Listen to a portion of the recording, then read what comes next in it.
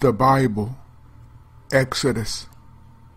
These are the names of the sons of Israel who came to Egypt with Jacob, each with his household: Reuben, Simeon, Levi and Judah, Issachar, Zebulun and Benjamin, Dan and Naphtali, Gad and Asher. All the descendants of Jacob were 70 persons. Joseph was already in Egypt. Then Joseph died, and all his brothers, and all that generation. But the people of Israel were fruitful and increased greatly. They multiplied and grew exceedingly strong, so that the land was filled with them. Now there arose a new king over Egypt, who did not know Joseph. And he said to his people, "Behold, the people of Israel are too many and too mighty for us. Come, let us deal shrewdly with them, lest they multiply, and if war breaks out, they join our enemies and fight against us and escape from the land." Therefore they set taskmasters over them to afflict them with heavy burdens. They built for Pharaoh store cities, Pithom and Ramses. But the more they were oppressed, the more they multiplied, and the more they spread abroad. And the Egyptians were in dread of the people of Israel. So they ruthlessly made the people of Israel work as slaves, and made their lives bitter with hard service, in mortar and brick, and in all kinds of work in the field.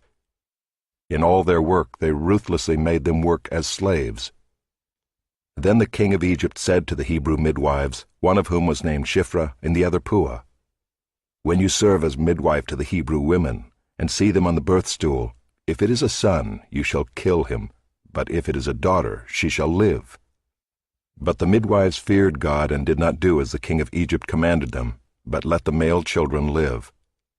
So the king of Egypt called the midwives and said to them, "Why have you done this, and let the male children live?" The midwives said to Pharaoh, "Because the Hebrew women are not like the Egyptian women, for they are vigorous and give birth before the midwife comes to them." So God dealt well with the midwives, and the people multiplied and grew very strong. And because the midwives feared God, he gave them families. Then Pharaoh commanded all his people, "Every son that is born to the Hebrews you shall cast into the Nile, but you shall let every daughter live." Chapter 2. Now a man from the house of Levi went and took as his wife a Levite woman. The woman conceived and bore a son, and when she saw that he was a fine child, she hid him 3 months. When she could hide him no longer, she took for him a basket made of bulrushes, and daubed it with bitumen and pitch. She put the child in it and placed it among the reeds by the river bank. And his sister stood at a distance to know what would be done to him. Now the daughter of Pharaoh came down to bathe at the river, while her young women walked beside the river. She saw the basket among the reeds, and sent her servant woman, and she took it. When she opened it, she saw the child, and behold, the baby was crying. She took pity on him, and said, "This is one of the Hebrews' children." Then his sister said to Pharaoh's daughter, "Shall I go and call you a nurse from the Hebrew women to nurse the child for you?" And Pharaoh's daughter said to her, "Go." So the girl went and called the child's mother. And Pharaoh's daughter said to her, "Take this child away and nurse him for me, and I will give you your wages." So the woman took the child and nursed him. When the child grew older, she brought him to Pharaoh's daughter, and he became her son. She named him Moses, "Because," she said, "I drew him out of the water." One day when Moses had grown up, he went out to his people and looked on their burdens, and he saw an Egyptian beating a Hebrew, one of his people. He looked this way and that, and seeing no one, he struck down the Egyptian and hid him in the sand. When he went out the next day, behold, 2 Hebrews were struggling together. And he said to the man in the wrong, "Why do you strike your companion?" He answered, "Who made you a prince and a judge over us? Do you mean to kill me as you killed the Egyptian?" Then Moses was afraid and thought, "Surely the thing is known." When Pharaoh heard of it, he sought to kill Moses. But Moses fled from Pharaoh and stayed in the land of Midian, and he sat down by a well. Now the priest of Midian had 7 daughters, and they came and drew water and filled the troughs to water their father's flock. The shepherds came and drove them away, but Moses stood up and saved them and watered their flock.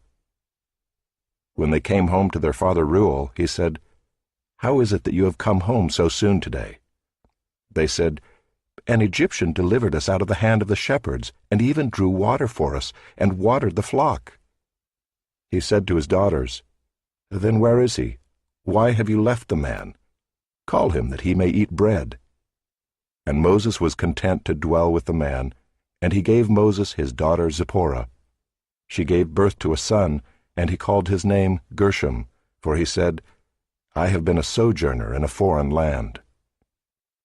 During those many days the king of Egypt died, and the people of Israel groaned because of their slavery and cried out for help.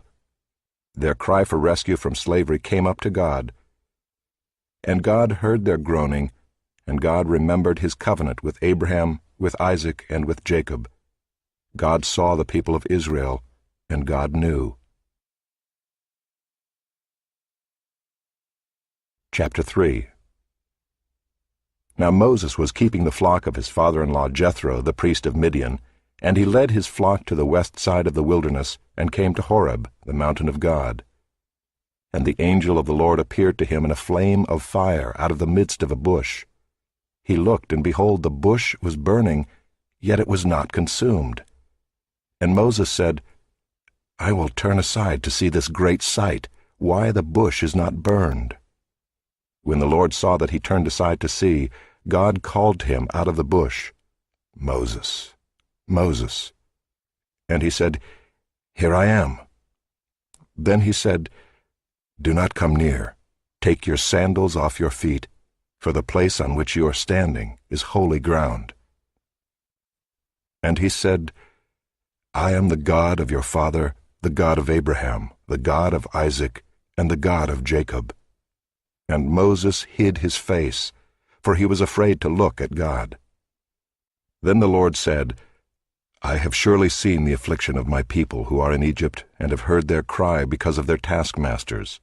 I know their sufferings, and I have come down to deliver them out of the hand of the Egyptians, and to bring them up out of that land to a good and broad land, a land flowing with milk and honey, to the place of the Canaanites, the Hittites, the Amorites, the Perizzites, the Hivites, and the Jebusites. And now, behold, the cry of the people of Israel has come to me, and I have also seen the oppression with which the Egyptians oppress them. Come, I will send you to Pharaoh, that you may bring my people, the children of Israel, out of Egypt." But Moses said to God, "Who am I that I should go to Pharaoh and bring the children of Israel out of Egypt?" He said, "But I will be with you, and this shall be the sign for you that I have sent you. When you have brought the people out of Egypt, you shall serve God on this mountain." Then Moses said to God, "If I come to the people of Israel and say to them, 'The God of your fathers has sent me to you,' and they ask me, 'What is his name?' what shall I say to them?" God said to Moses, "I am who I am." And he said, "Say this to the people of Israel, 'I am has sent me to you.'" God also said to Moses, "Say this to the people of Israel, 'The Lord, the God of your fathers, the God of Abraham, the God of Isaac, and the God of Jacob, has sent me to you.' This is my name forever, and thus I am to be remembered throughout all generations. Go and gather the elders of Israel together and say to them, 'The Lord, the God of your fathers, the God of Abraham, of Isaac, and of Jacob, has appeared to me, saying, I have observed you and what has been done to you in Egypt, and I promise that I will bring you up out of the affliction of Egypt to the land of the Canaanites, the Hittites, the Amorites, the Perizzites, the Hivites, and the Jebusites, a land flowing with milk and honey. And they will listen to your voice, and you and the elders of Israel shall go to the king of Egypt and say to him, The Lord, the God of the Hebrews, has met with us, and now please let us go a 3 days' journey into the wilderness, that we may sacrifice to the Lord our God. But I know that the king of Egypt will not let you go unless compelled by a mighty hand. So I will stretch out my hand and strike Egypt with all the wonders that I will do in it. After that, he will let you go. And I will give this people favor in the sight of the Egyptians, And when you go, you shall not go empty, but each woman shall ask of her neighbor, and any woman who lives in her house, for silver and gold jewelry, and for clothing.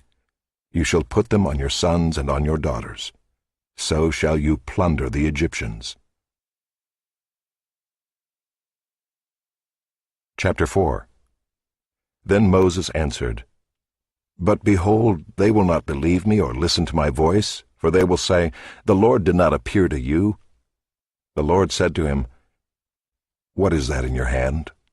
He said, A staff. And he said, Throw it on the ground.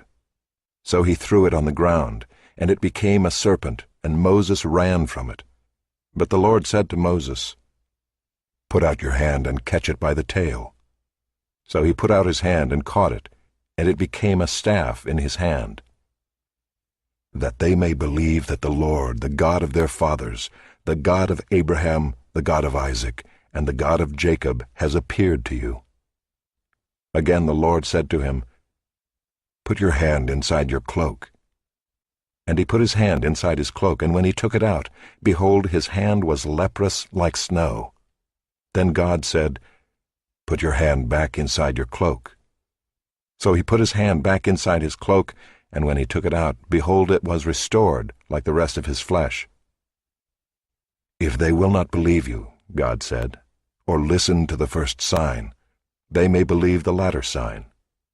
If they will not believe even these two signs, or listen to your voice, you shall take some water from the Nile, and pour it on the dry ground, and the water that you shall take from the Nile will become blood on the dry ground.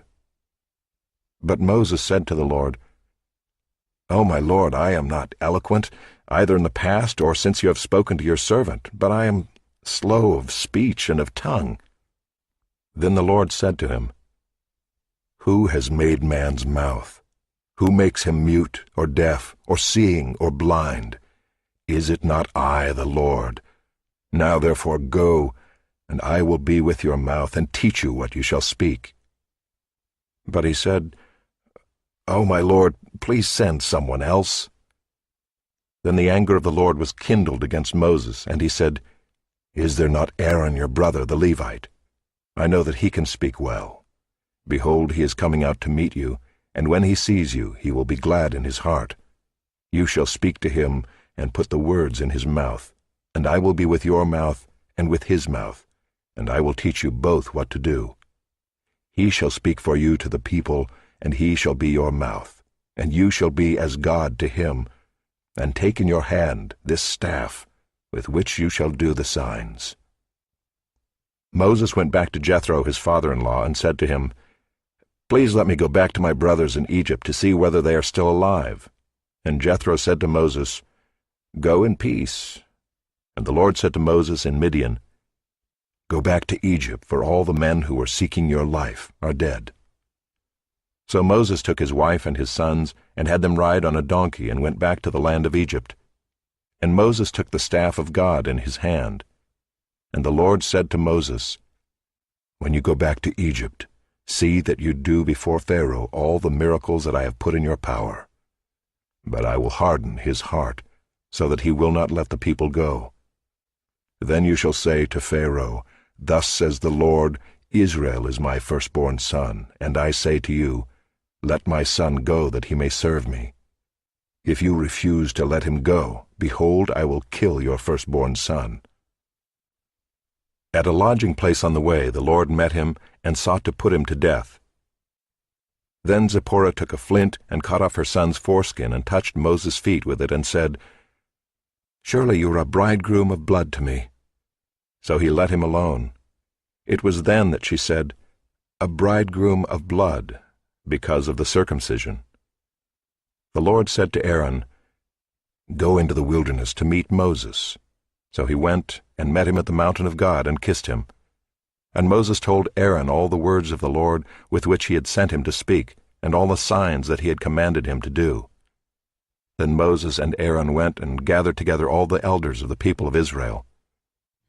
Aaron spoke all the words that the Lord had spoken to Moses, and did the signs in the sight of the people. And the people believed, and when they heard that the Lord had visited the people of Israel, and that he had seen their affliction, they bowed their heads and worshipped.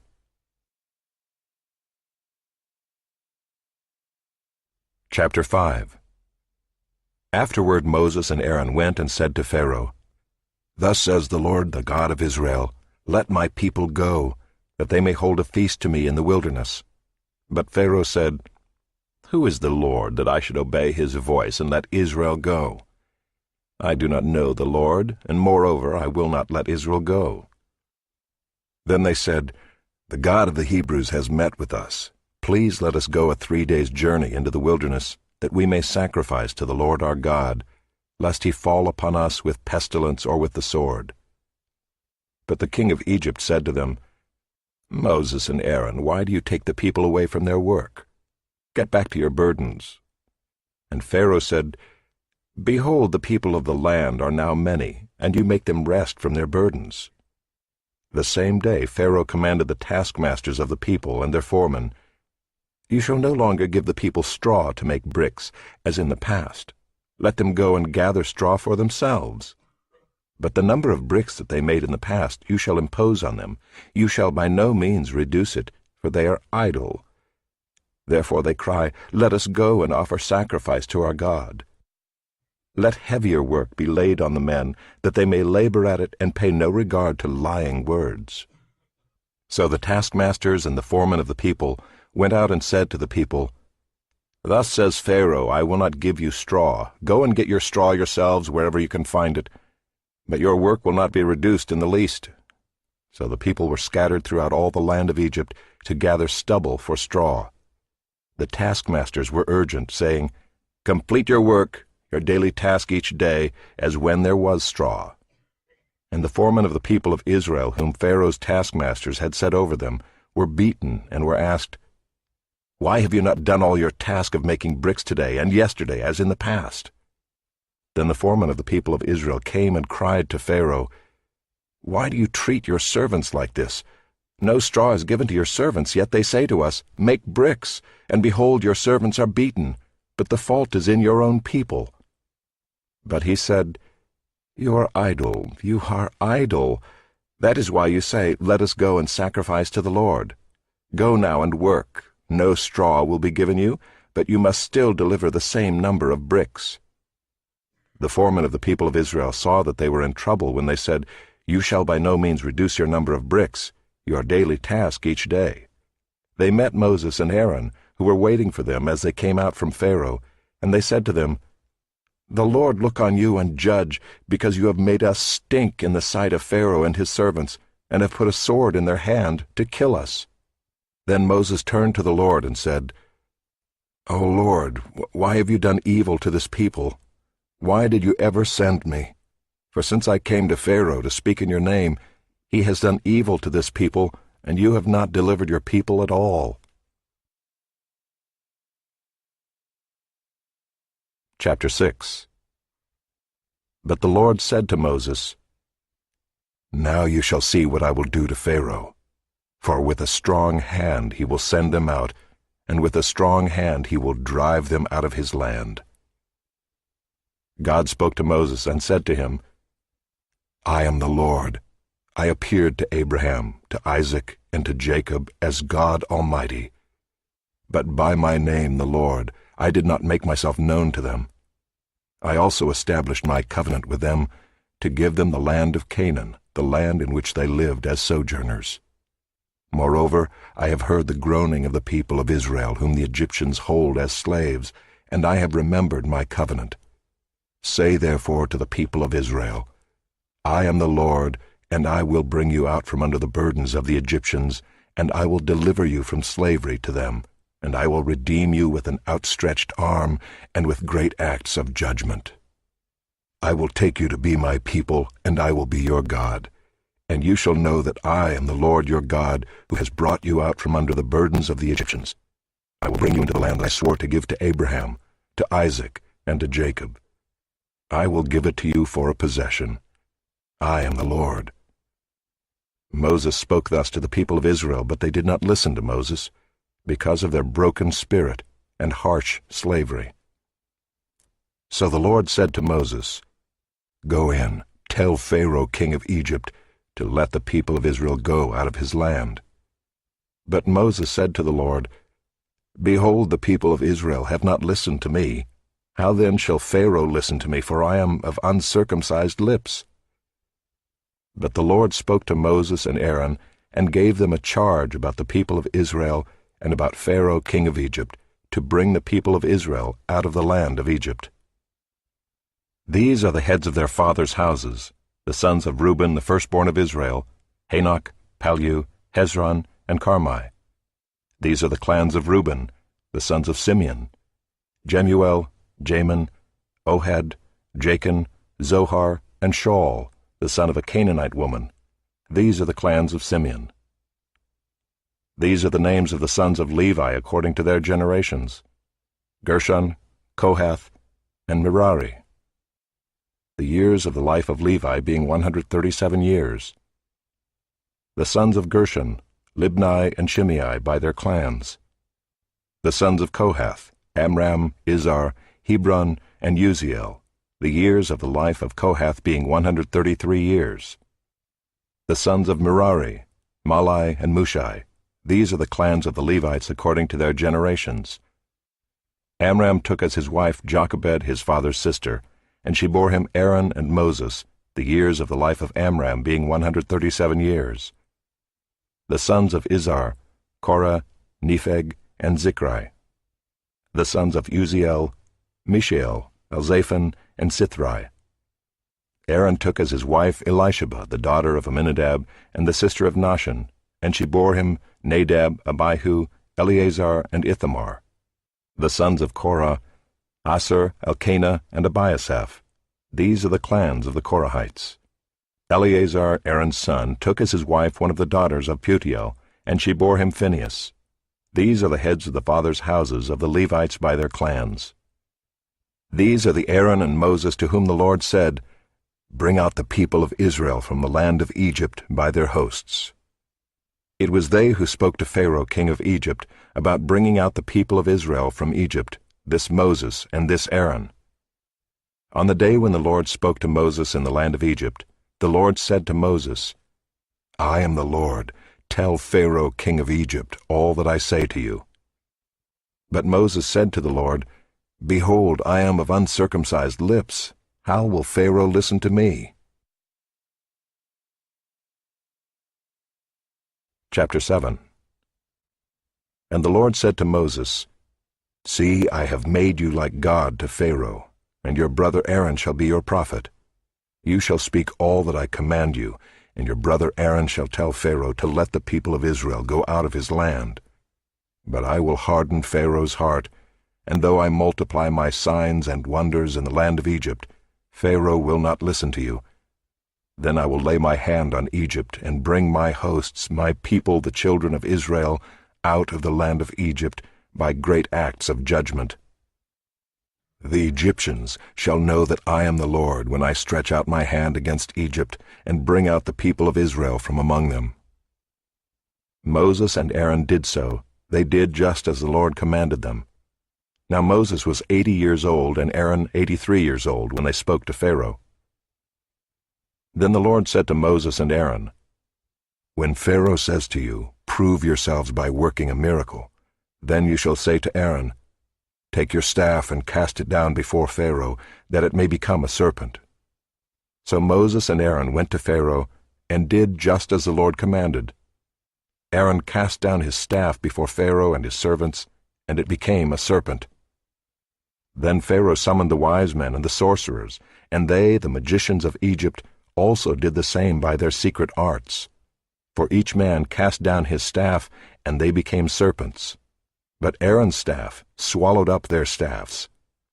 Still Pharaoh's heart was hardened, and he would not listen to them as the Lord had said. Then the Lord said to Moses, "Pharaoh's heart is hardened. He refuses to let the people go. Go to Pharaoh in the morning as he is going out to the water.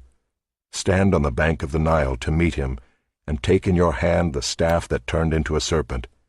And you shall say to him, 'The Lord, the God of the Hebrews, sent me to you, saying, Let my people go, that they may serve me in the wilderness. But so far you have not obeyed.' Thus says the Lord, By this you shall know that I am the Lord. Behold, with the staff that is in my hand I will strike the water that is in the Nile, and it shall turn into blood. The fish in the Nile shall die, and the Nile will stink, and the Egyptians will grow weary of drinking water from the Nile. And the Lord said to Moses, Say to Aaron, Take your staff and stretch out your hand over the waters of Egypt, over their rivers, their canals, and their ponds, and all their pools of water, so that they may become blood, and there shall be blood throughout all the land of Egypt, even in vessels of wood and in vessels of stone. Moses and Aaron did as the Lord commanded. In the sight of Pharaoh and in the sight of his servants, he lifted up the staff and struck the water in the Nile, and all the water in the Nile turned into blood. And the fish in the Nile died, and the Nile stank, so that the Egyptians could not drink water from the Nile. There was blood throughout all the land of Egypt. But the magicians of Egypt did the same by their secret arts. So Pharaoh's heart remained hardened, and he would not listen to them, as the Lord had said. Pharaoh turned and went into his house, and he did not take even this to heart. And all the Egyptians dug along the Nile for water to drink, for they could not drink the water of the Nile. 7 full days passed after the Lord had struck the Nile. Chapter 8. Then the Lord said to Moses, Go into Pharaoh and say to him, Thus says the Lord, Let my people go, that they may serve me. But if you refuse to let them go, behold, I will plague all your country with frogs. The Nile shall swarm with frogs that shall come up into your house, and into your bedroom, and on your bed, and into the houses of your servants and your people, and into your ovens and your kneading bowls. The frogs shall come up on you and on your people, and on all your servants. And the Lord said to Moses, Say to Aaron, Stretch out your hand with your staff over the rivers, over the canals and over the pools, and make frogs come up on the land of Egypt. So Aaron stretched out his hand over the waters of Egypt, and the frogs came up and covered the land of Egypt. But the magicians did the same by their secret arts, and made frogs come up on the land of Egypt. Then Pharaoh called Moses and Aaron and said, Plead with the Lord to take away the frogs from me and from my people, and I will let the people go to sacrifice to the Lord. Moses said to Pharaoh, Be pleased to command me when I am to plead for you and for your servants and for your people, that the frogs be cut off from you and your houses, and be left only in the Nile. And he said, Tomorrow. Moses said, Be it as you say, so that you may know that there is no one like the Lord our God. The frogs shall go away from you and your houses and your servants and your people. They shall be left only in the Nile. So Moses and Aaron went out from Pharaoh, and Moses cried to the Lord about the frogs, as he had agreed with Pharaoh. And the Lord did according to the word of Moses. The frogs died out in the houses, the courtyards, and the fields. And they gathered them together in heaps, and the land stank. And when Pharaoh saw that there was a respite, he hardened his heart and would not listen to them as the Lord had said. Then the Lord said to Moses, Say to Aaron, Stretch out your staff and strike the dust of the earth, so that it may become gnats in all the land of Egypt. And they did so. Aaron stretched out his hand with his staff and struck the dust of the earth, and there were gnats on man and beast. All the dust of the earth became gnats in all the land of Egypt. The magicians tried by their secret arts to produce gnats, but they could not. So there were gnats on man and beast. Then the magician said to Pharaoh, This is the finger of God. But Pharaoh's heart was hardened, and he would not listen to them as the Lord had said. Then the Lord said to Moses, Rise up early in the morning and present yourself to Pharaoh, as he goes out to the water, and say to him, Thus says the Lord, Let my people go, that they may serve me. Or else, if you will not let my people go, behold, I will send swarms of flies on you and your servants and your people, and into your houses. And the houses of the Egyptians shall be filled with swarms of flies, and also the ground on which they stand. But on that day I will set apart the land of Goshen, where my people dwell, so that no swarms of flies shall be there, that you may know that I am the Lord in the midst of the earth. Thus I will put a division between my people and your people. Tomorrow this sign shall happen." And the Lord did so. There came great swarms of flies into the house of Pharaoh and into his servants' houses. Throughout all the land of Egypt the land was ruined by the swarms of flies. Then Pharaoh called Moses and Aaron and said, "Go, sacrifice to your God within the land." But Moses said, "It would not be right to do so, for the offerings we shall sacrifice to the Lord our God are an abomination to the Egyptians. If we sacrifice offerings abominable to the Egyptians before their eyes, will they not stone us? We must go 3 days' journey into the wilderness and sacrifice to the Lord our God as he tells us." So Pharaoh said, "I will let you go to sacrifice to the Lord your God in the wilderness, only you must not go very far away. Plead for me." Then Moses said, "Behold, I am going out from you, and I will plead with the Lord, that the swarms of flies may depart from Pharaoh, from his servants, and from his people, tomorrow. Only let not Pharaoh cheat again by not letting the people go to sacrifice to the Lord." So Moses went out from Pharaoh and prayed to the Lord. And the Lord did as Moses asked, and removed the swarms of flies from Pharaoh, from his servants, and from his people. Not one remained. But Pharaoh hardened his heart this time also, and did not let the people go. Chapter 9. Then the Lord said to Moses, "Go into Pharaoh and say to him, Thus says the Lord, the God of the Hebrews, Let my people go, that they may serve me. For if you refuse to let them go, and still hold them, behold, the hand of the Lord will fall with a very severe plague upon your livestock that are in the field, the horses, the donkeys, the camels, the herds, and the flocks. But the Lord will make a distinction between the livestock of Israel and the livestock of Egypt, so that nothing of all that belongs to the people of Israel shall die." And the Lord set a time, saying, "Tomorrow the Lord will do this thing in the land." And the next day the Lord did this thing. All the livestock of the Egyptians died, but not one of the livestock of the people of Israel died. And Pharaoh sent, and behold, not one of the livestock of Israel was dead. But the heart of Pharaoh was hardened, and he did not let the people go. And the Lord said to Moses and Aaron, "Take handfuls of soot from the kiln, and let Moses throw them in the air in the sight of Pharaoh.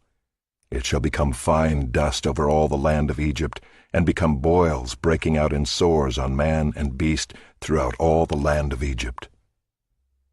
So they took the soot from the kiln and stood before Pharaoh. And Moses threw it in the air, and it became boils breaking out in sores on man and beast. And the magicians could not stand before Moses because of the boils, for the boils came upon the magicians and upon all the Egyptians. But the Lord hardened the heart of Pharaoh, and he did not listen to them, as the Lord had spoken to Moses. Then the Lord said to Moses, "Rise up early in the morning, and present yourself before Pharaoh, and say to him, Thus says the Lord, the God of the Hebrews, Let my people go, that they may serve me. For this time I will send all my plagues on you yourself, and on your servants, and your people, so that you may know that there is none like me in all the earth. For by now I could have put out my hand, and struck you and your people with pestilence, and you would have been cut off from the earth. But for this purpose I have raised you up, to show you my power, so that my name may be proclaimed in all the earth. You are still exalting yourself against my people, and will not let them go. Behold, about this time tomorrow, I will cause very heavy hail to fall, such as never has been in Egypt from the day it was founded until now. Now therefore send, get your livestock and all that you have in the field into safe shelter. For every man and beast that is in the field and is not brought home will die when the hail falls on them." Then whoever feared the word of the Lord among the servants of Pharaoh hurried his slaves and his livestock into the houses. But whoever did not pay attention to the word of the Lord left his slaves and his livestock in the field. Then the Lord said to Moses, "Stretch out your hand toward heaven, so that there may be hail in all the land of Egypt, on man and beast, and every plant of the field in the land of Egypt." Then Moses stretched out his staff toward heaven, and the Lord sent thunder and hail, and fire ran down to the earth. And the Lord rained hail upon the land of Egypt. There was hail and fire flashing continually in the midst of the hail, very heavy hail, such as had never been in all the land of Egypt since it became a nation. The hail struck down everything that was in the field in all the land of Egypt, both man and beast. And the hail struck down every plant of the field, and broke every tree of the field. Only in the land of Goshen, where the people of Israel were, was there no hail. Then Pharaoh sent and called Moses and Aaron and said to them, "This time I have sinned. The Lord is in the right, and I and my people are in the wrong. Plead with the Lord, for there has been enough of God's thunder and hail. I will let you go, and you shall stay no longer." Moses said to him, "As soon as I have gone out of the city, I will stretch out my hands to the Lord. The thunder will cease, and there will be no more hail, so that you may know that the earth is the Lord's. But as for you and your servants, I know that you do not yet fear the Lord God." The flax and the barley were struck down, for the barley was in the ear, and the flax was in bud. But the wheat and the emmer were not struck down, for they are late in coming up. So Moses went out of the city from Pharaoh and stretched out his hands to the Lord, and the thunder and the hail ceased, and the rain no longer poured upon the earth. But when Pharaoh saw that the rain and the hail and the thunder had ceased, he sinned yet again, and hardened his heart, he and his servants. So the heart of Pharaoh was hardened, and he did not let the people of Israel go, just as the Lord had spoken through Moses. Chapter 10. Then the Lord said to Moses, "Go into Pharaoh, for I have hardened his heart and the heart of his servants, that I may show these signs of mine among them, and that you may tell in the hearing of your son and of your grandson how I have dealt harshly with the Egyptians, and what signs I have done among them, that you may know that I am the Lord." So Moses and Aaron went in to Pharaoh and said to him, "Thus says the Lord, the God of the Hebrews, how long will you refuse to humble yourself before me? Let my people go, that they may serve me. For if you refuse to let my people go, behold, tomorrow I will bring locusts into your country, and they shall cover the face of the land, so that no one can see the land. And they shall eat what is left to you after the hail, and they shall eat every tree of yours that grows in the field.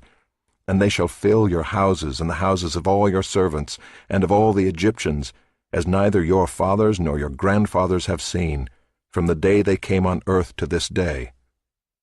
Then he turned and went out from Pharaoh. Then Pharaoh's servants said to him, "How long shall this man be a snare to us? Let the man go, that they may serve the Lord their God. Do you not yet understand that Egypt is ruined?" So Moses and Aaron were brought back to Pharaoh, and he said to them, "Go, serve the Lord your God. But which ones are to go?" Moses said, "We will go with our young and our old. We will go with our sons and daughters, and with our flocks and herds, for we must hold a feast to the Lord." But he said to them, "The Lord be with you if ever I let you and your little ones go. Look, you have some evil purpose in mind. No. Go, the men among you, and serve the Lord, for that is what you are asking." And they were driven out from Pharaoh's presence. Then the Lord said to Moses, "Stretch out your hand over the land of Egypt for the locusts, so that they may come upon the land of Egypt and eat every plant in the land, all that the hail has left." So Moses stretched out his staff over the land of Egypt, and the Lord brought an east wind upon the land all that day and all that night. When it was morning, the east wind had brought the locusts. The locusts came up over all the land of Egypt and settled on the whole country of Egypt, such a dense swarm of locusts as had never been before, nor ever will be again. They covered the face of the whole land, so that the land was darkened, and they ate all the plants in the land and all the fruit of the trees that the hail had left. Not a green thing remained, neither tree nor plant of the field, through all the land of Egypt. Then Pharaoh hastily called Moses and Aaron and said, "I have sinned against the Lord your God and against you. Now therefore forgive my sin, please, only this once, and plead with the Lord your God only to remove this death from me." So he went out from Pharaoh and pleaded with the Lord. And the Lord turned the wind into a very strong west wind, which lifted the locusts and drove them into the Red Sea. Not a single locust was left in all the country of Egypt. But the Lord hardened Pharaoh's heart, and he did not let the people of Israel go. Then the Lord said to Moses, "Stretch out your hand toward heaven, that there may be darkness over the land of Egypt, a darkness to be felt." So Moses stretched out his hand toward heaven, and there was pitch darkness in all the land of Egypt 3 days. They did not see one another, nor did anyone rise from his place for 3 days, but all the people of Israel had light where they lived. Then Pharaoh called Moses and said, "Go, serve the Lord. Your little ones also may go with you, only let your flocks and your herds remain behind." But Moses said, "You must also let us have sacrifices and burnt offerings, that we may sacrifice to the Lord our God. Our livestock also must go with us.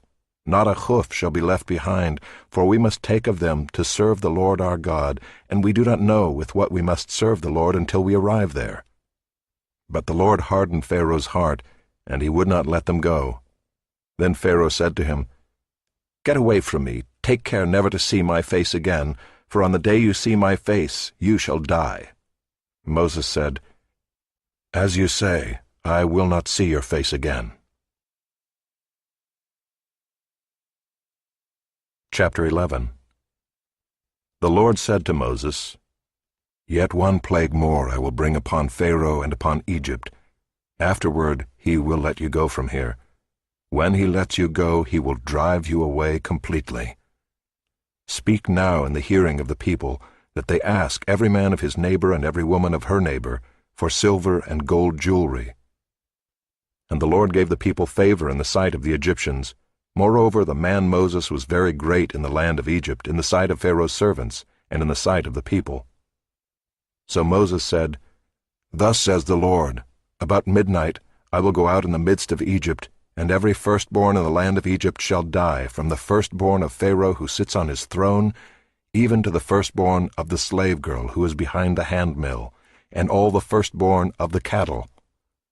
There shall be a great cry throughout all the land of Egypt, such as there has never been nor ever will be again. But not a dog shall growl against any of the people of Israel, either man or beast, that you may know that the Lord makes a distinction between Egypt and Israel. And all these your servants shall come down to me and bow down to me, saying, 'Get out, you and all the people who follow you.' And after that I will go out." And he went out from Pharaoh in hot anger. Then the Lord said to Moses, "Pharaoh will not listen to you, that my wonders may be multiplied in the land of Egypt." Moses and Aaron did all these wonders before Pharaoh, and the Lord hardened Pharaoh's heart, and he did not let the people of Israel go out of his land. Chapter 12. The Lord said to Moses and Aaron in the land of Egypt, "This month shall be for you the beginning of months. It shall be the first month of the year for you. Tell all the congregation of Israel that on the 10th day of this month every man shall take a lamb according to their fathers' houses, a lamb for a household. And if the household is too small for a lamb, then he and his nearest neighbor shall take according to the number of persons. According to what each can eat, you shall make your count for the lamb. Your lamb shall be without blemish, a male 1 year old. You may take it from the sheep or from the goats, and you shall keep it until the 14th day of this month, when the whole assembly of the congregation of Israel shall kill their lambs at twilight.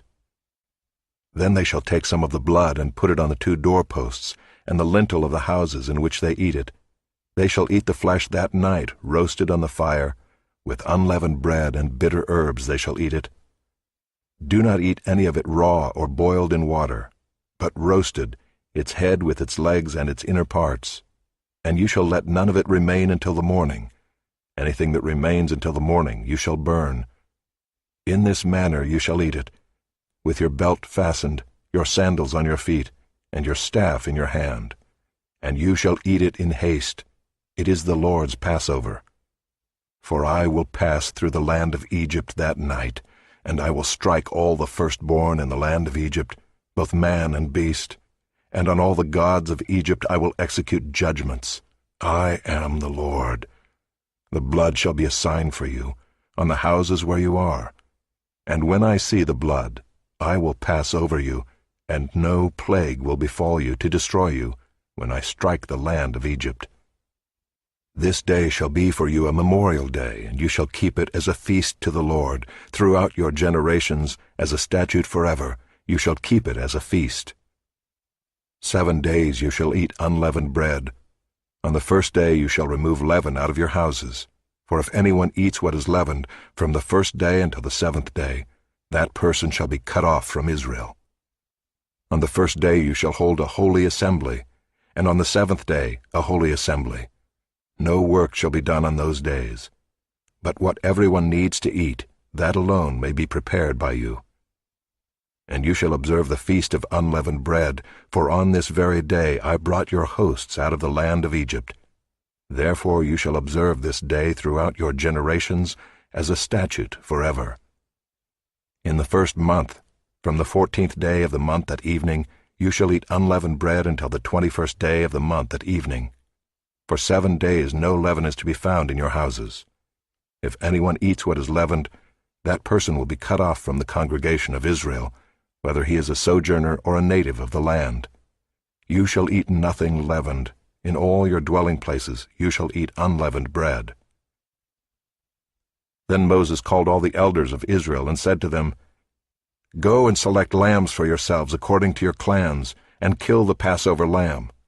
Take a bunch of hyssop and dip it in the blood that is in the basin, and touch the lintel and the 2 doorposts with the blood that is in the basin. None of you shall go out of the door of his house until the morning.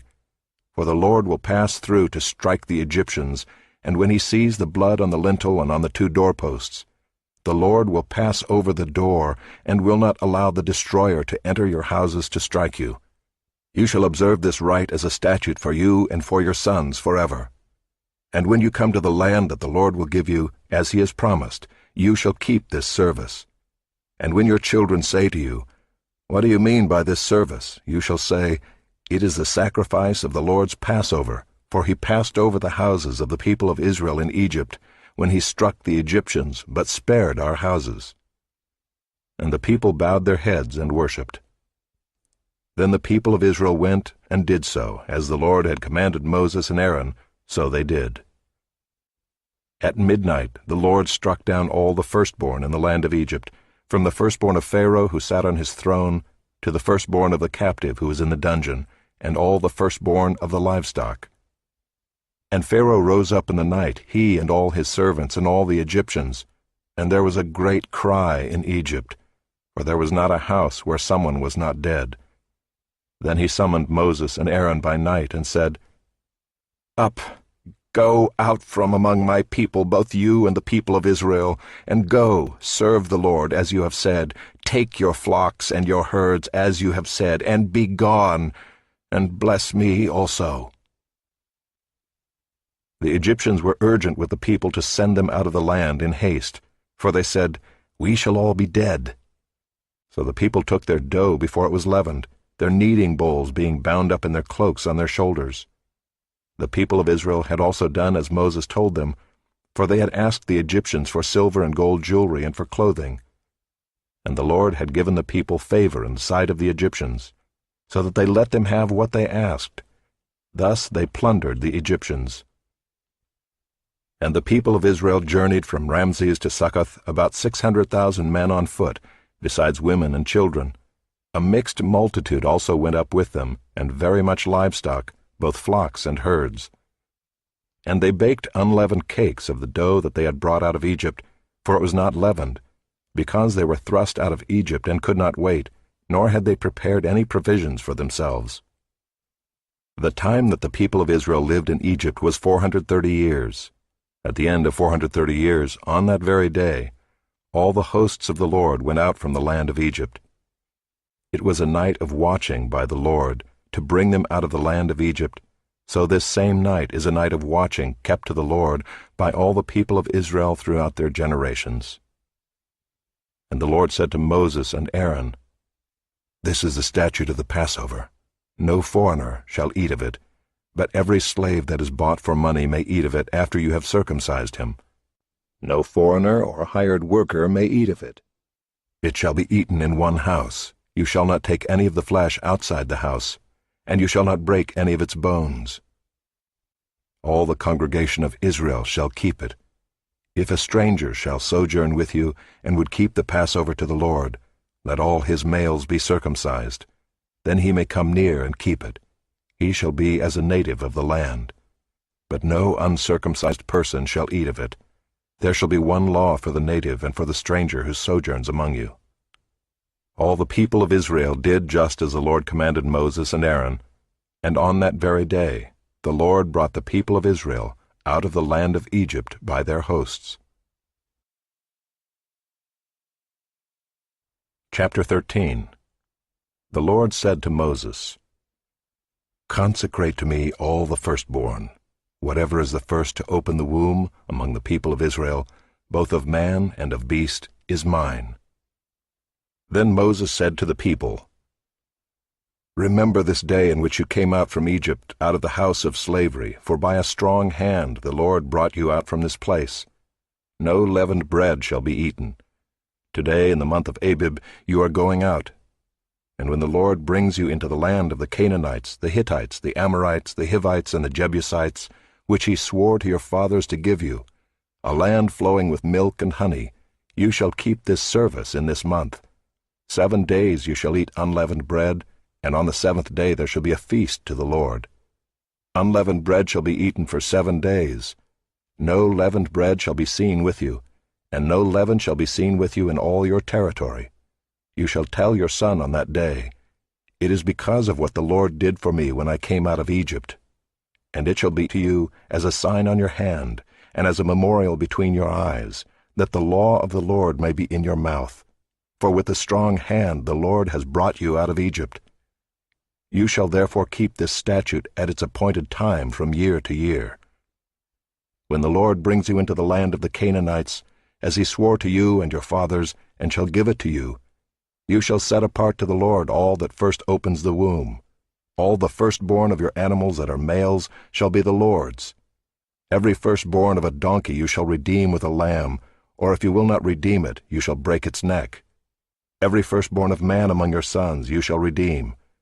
And when in time to come your son asks you, 'What does this mean?' you shall say to him, 'By a strong hand the Lord brought us out of Egypt from the house of slavery.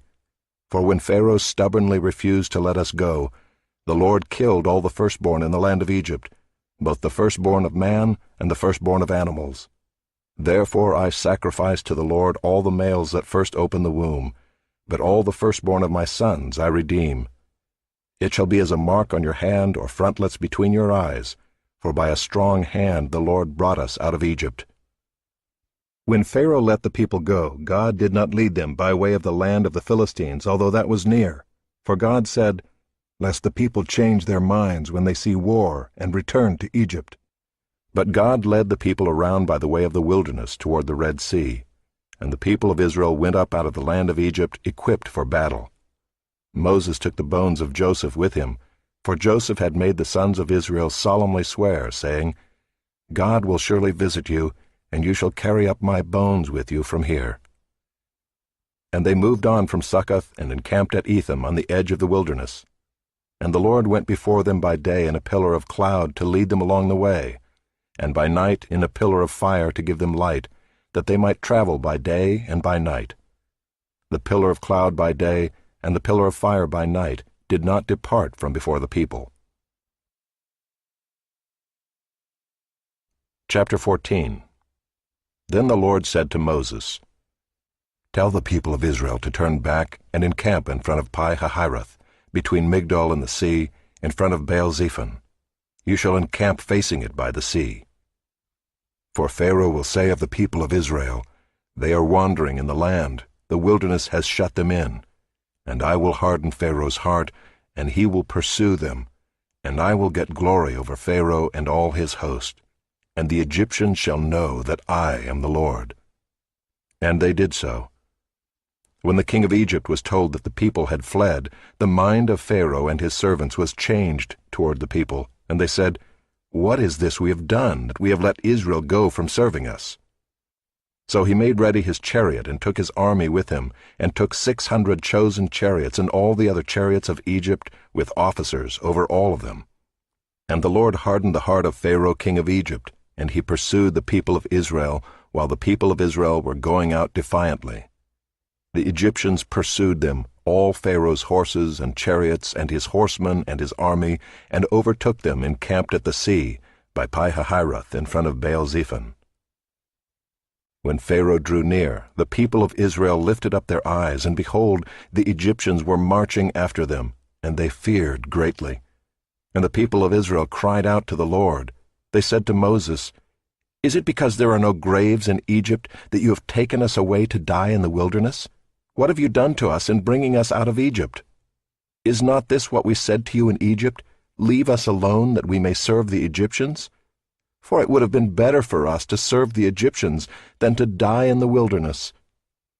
And Moses said to the people, "Fear not, stand firm, and see the salvation of the Lord, which he will work for you today.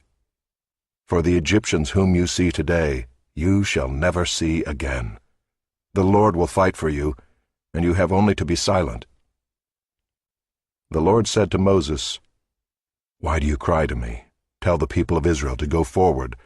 Lift up your staff and stretch out your hand over the sea, and divide it, that the people of Israel may go through the sea on dry ground. And I will harden the hearts of the Egyptians, so that they shall go in after them, and I will get glory over Pharaoh and all his host, his chariots and his horsemen.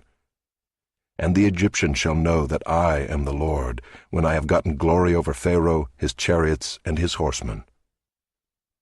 Then the angel of God, who was going before the host of Israel, moved and went behind them, and the pillar of cloud moved from before them and stood behind them, coming between the host of Egypt and the host of Israel.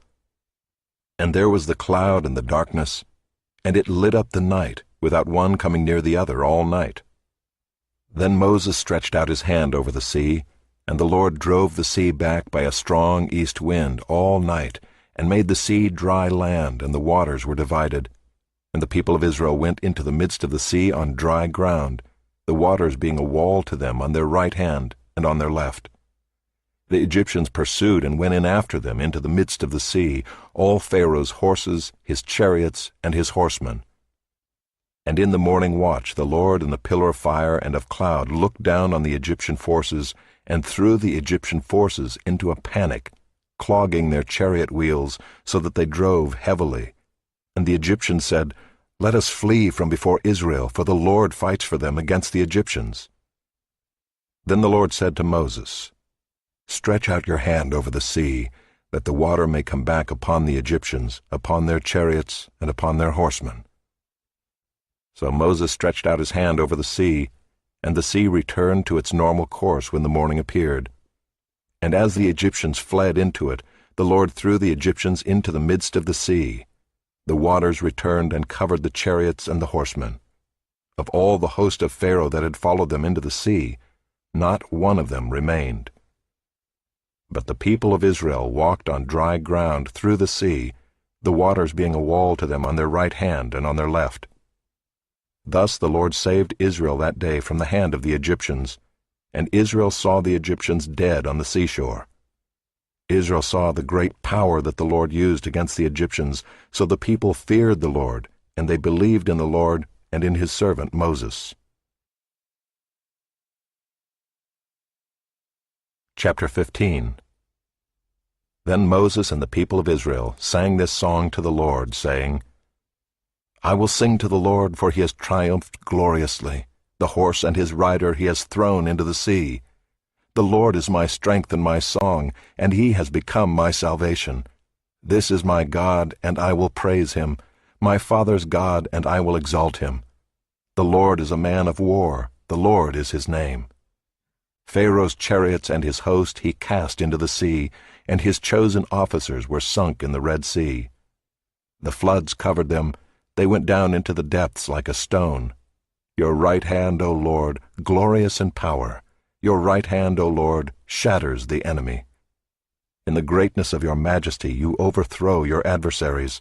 You send out your fury, it consumes them like stubble.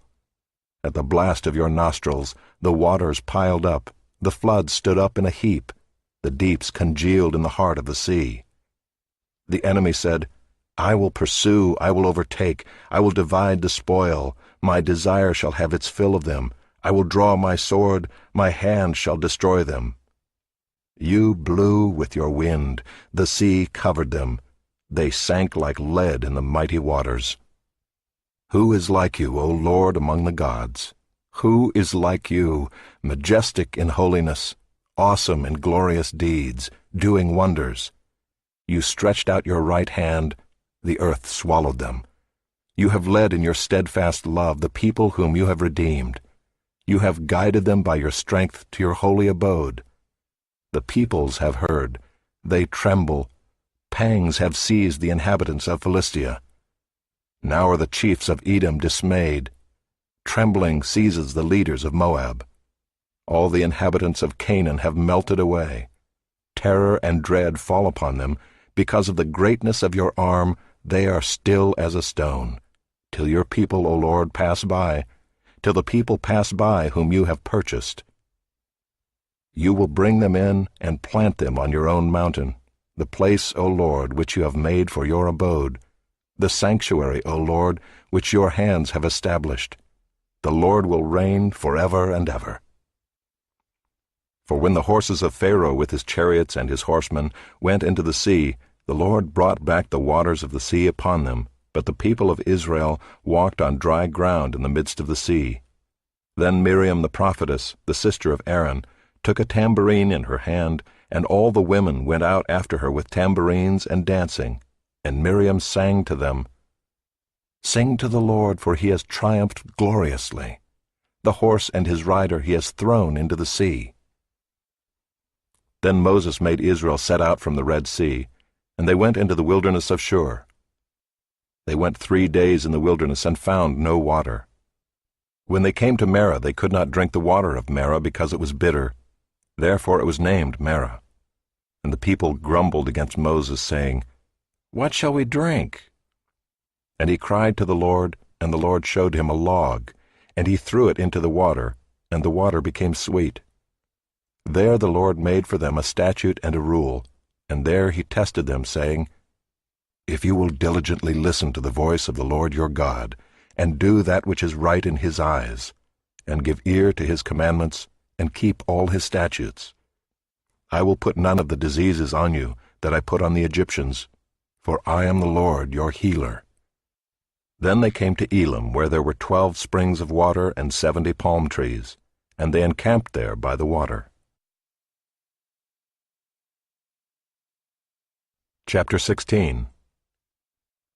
They set out from Elim, and all the congregation of the people of Israel came to the wilderness of Sin, which is between Elim and Sinai, on the 15th day of the 2nd month after they had departed from the land of Egypt. And the whole congregation of the people of Israel grumbled against Moses and Aaron in the wilderness. And the people of Israel said to them, Would that we had died by the hand of the Lord in the land of Egypt, when we sat by the meat pots and ate bread to the full. For you have brought us out into this wilderness to kill this whole assembly with hunger. Then the Lord said to Moses, Behold, I am about to rain bread from heaven for you, and the people shall go out and gather a day's portion every day, that I may test them, whether they will walk in my law or not. On the 6th day, when they prepare what they bring in, it will be twice as much as they gather daily. So Moses and Aaron said to all the people of Israel, At evening you shall know that it was the Lord who brought you out of the land of Egypt, and in the morning you shall see the glory of the Lord, because he has heard your grumbling against the Lord. For what are we that you grumble against us? And Moses said, When the Lord gives you in the evening meat to eat, and in the morning bread to the full, because the Lord has heard your grumbling, that you grumble against him, what are we? Your grumbling is not against us, but against the Lord. Then Moses said to Aaron, Say to the whole congregation of the people of Israel, Come near before the Lord, for he has heard your grumbling. And as soon as Aaron spoke to the whole congregation of the people of Israel, they looked toward the wilderness, and behold, the glory of the Lord appeared in the cloud. And the Lord said to Moses, I have heard the grumbling of the people of Israel. Say to them, At twilight you shall eat meat, and in the morning you shall be filled with bread. Then you shall know that I am the Lord your God. In the evening quail came up and covered the camp, and in the morning dew lay around the camp. And when the dew had gone up, there was on the face of the wilderness a fine, flake-like thing, fine as frost on the ground. When the people of Israel saw it, they said to one another, What is it? For they did not know what it was. And Moses said to them, It is the bread that the Lord has given you to eat. This is what the Lord has commanded. Gather of it, each one of you, as much as he can eat. You shall each take an omer according to the number of the persons that each of you has in his tent. And the people of Israel did so. They gathered, some more, some less. But when they measured it with an omer, whoever gathered much had nothing left over, and whoever gathered little had no lack. Each of them gathered as much as he could eat. And Moses said to them, Let no one leave any of it over till the morning. But they did not listen to Moses. Some left part of it till the morning, and it bred worms and stank. And Moses was angry with them. Morning by morning they gathered it, each as much as he could eat. But when the sun grew hot, it melted. On the 6th day they gathered twice as much bread, 2 omers each. And when all the leaders of the congregation came and told Moses, he said to them, This is what the Lord has commanded. Tomorrow is a day of solemn rest, a holy Sabbath to the Lord. Bake what you will bake, and boil what you will boil, and all that is left over lay aside to be kept till the morning. So they laid it aside till the morning, as Moses commanded them, and it did not stink, and there were no worms in it. Moses said, Eat it today, for today is a Sabbath to the Lord. Today you will not find it in the field. 6 days you shall gather it, but on the 7th day, which is a Sabbath, there will be none. On the 7th day some of the people went out to gather, but they found none. And the Lord said to Moses, How long will you refuse to keep my commandments and my laws? See, the Lord has given you the Sabbath. Therefore on the 6th day he gives you bread for 2 days. Remain each of you in his place. Let no one go out of his place on the 7th day. So the people rested on the 7th day. Now the house of Israel called its name manna. It was like coriander seed, white, and the taste of it was like wafers made with honey. Moses said, This is what the Lord has commanded. Let an omer of it be kept throughout your generations, so that they may see the bread with which I fed you in the wilderness, when I brought you out of the land of Egypt. And Moses said to Aaron, Take a jar and put an omer of manna in it, and place it before the Lord to be kept throughout your generations. As the Lord commanded Moses, so Aaron placed it before the testimony to be kept. The people of Israel ate the manna 40 years till they came to a habitable land. They ate the manna till they came to the border of the land of Canaan. An omer is the 10th part of an ephah. Chapter 17. All the congregation of the people of Israel moved on from the wilderness of Sin by stages, according to the commandment of the Lord, and camped at Rephidim, but there was no water for the people to drink. Therefore the people quarreled with Moses and said, Give us water to drink. And Moses said to them, Why do you quarrel with me? Why do you test the Lord? But the people thirsted there for water, and the people grumbled against Moses and said, Why did you bring us up out of Egypt to kill us and our children and our livestock with thirst? So Moses cried to the Lord, What shall I do with this people? They are almost ready to stone me.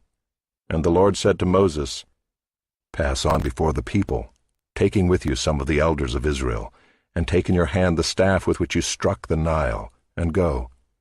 Behold, I will stand before you there on the rock at Horeb, and you shall strike the rock, and water shall come out of it, and the people will drink. And Moses did so in the sight of the elders of Israel.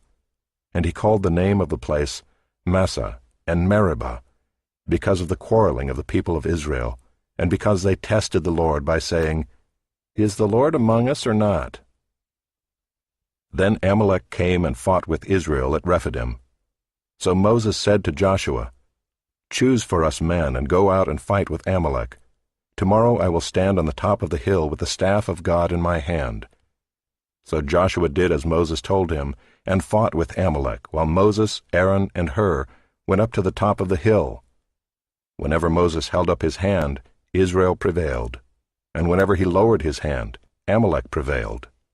But Moses' hands grew weary, so they took a stone and put it under him, and he sat on it, while Aaron and Hur held up his hands, one on one side and the other on the other side. So his hands were steady until the going down of the sun. And Joshua overwhelmed Amalek and his people with the sword. Then the Lord said to Moses, "Write this as a memorial in a book and recite it in the ears of Joshua, that I will utterly blot out the memory of Amalek from under heaven." And Moses built an altar and called the name of it, "The Lord is my banner," saying, "A hand upon the throne of the Lord. The Lord will have war with Amalek from generation to generation." Chapter 18. Jethro, the priest of Midian, Moses' father-in-law, heard of all that God had done for Moses and for Israel his people, how the Lord had brought Israel out of Egypt. Now Jethro, Moses' father-in-law, had taken Zipporah, Moses' wife, after he had sent her home, along with her 2 sons. The name of the one was Gershom, for he said, "I have been a sojourner in a foreign land." And the name of the other, Eliezer, for he said, "The God of my father was my help, and delivered me from the sword of Pharaoh." Jethro, Moses' father-in-law, came with his sons and his wife to Moses in the wilderness where he was encamped at the mountain of God. And when he sent word to Moses, "I, your father-in-law Jethro, am coming to you with your wife and her 2 sons with her," Moses went out to meet his father-in-law and bowed down and kissed him. And they asked each other of their welfare and went into the tent. Then Moses told his father-in-law all that the Lord had done to Pharaoh and to the Egyptians for Israel's sake, all the hardship that had come upon them in the way, and how the Lord had delivered them. And Jethro rejoiced for all the good that the Lord had done to Israel, in that he had delivered them out of the hand of the Egyptians. Jethro said, "Blessed be the Lord who has delivered you out of the hand of the Egyptians, and out of the hand of Pharaoh, and has delivered the people from under the hand of the Egyptians. Now I know that the Lord is greater than all gods, because in this affair they dealt arrogantly with the people." And Jethro, Moses' father-in-law, brought a burnt offering and sacrifices to God. And Aaron came with all the elders of Israel to eat bread with Moses' father-in-law before God. The next day Moses sat to judge the people, and the people stood around Moses from morning till evening. When Moses' father-in-law saw all that he was doing for the people, he said, "What is this that you are doing for the people? Why do you sit alone, and all the people stand around you from morning till evening?" And Moses said to his father-in-law, "Because the people come to me to inquire of God. When they have a dispute, they come to me, and I decide between one person and another, and I make them know the statutes of God and his laws."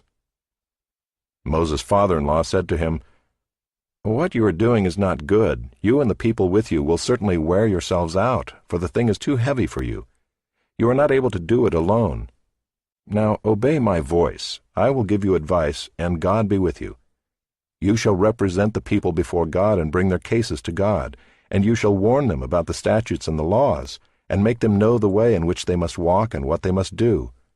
Moreover, look for able men from all the people, men who fear God, who are trustworthy and hate a bribe, and place such men over the people as chiefs of thousands, of hundreds, of 50s, and of 10s, and let them judge the people at all times.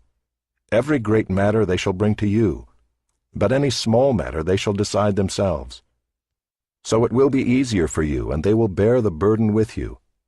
If you do this, God will direct you, you will be able to endure, and all this people also will go to their place in peace."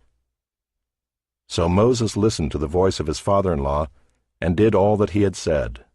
Moses chose able men out of all Israel, and made them heads over the people, chiefs of thousands, of hundreds, of 50s, and of 10s. And they judged the people at all times. Any hard case they brought to Moses, but any small matter they decided themselves. Then Moses let his father-in-law depart, and he went away to his own country. Chapter 19. On the third new moon after the people of Israel had gone out of the land of Egypt, on that day they came into the wilderness of Sinai. They set out from Rephidim and came into the wilderness of Sinai, and they encamped in the wilderness. There Israel encamped before the mountain, while Moses went up to God. The Lord called to him out of the mountain, saying, "Thus you shall say to the house of Jacob, and tell the people of Israel, You yourselves have seen what I did to the Egyptians, and how I bore you on eagle's wings and brought you to myself.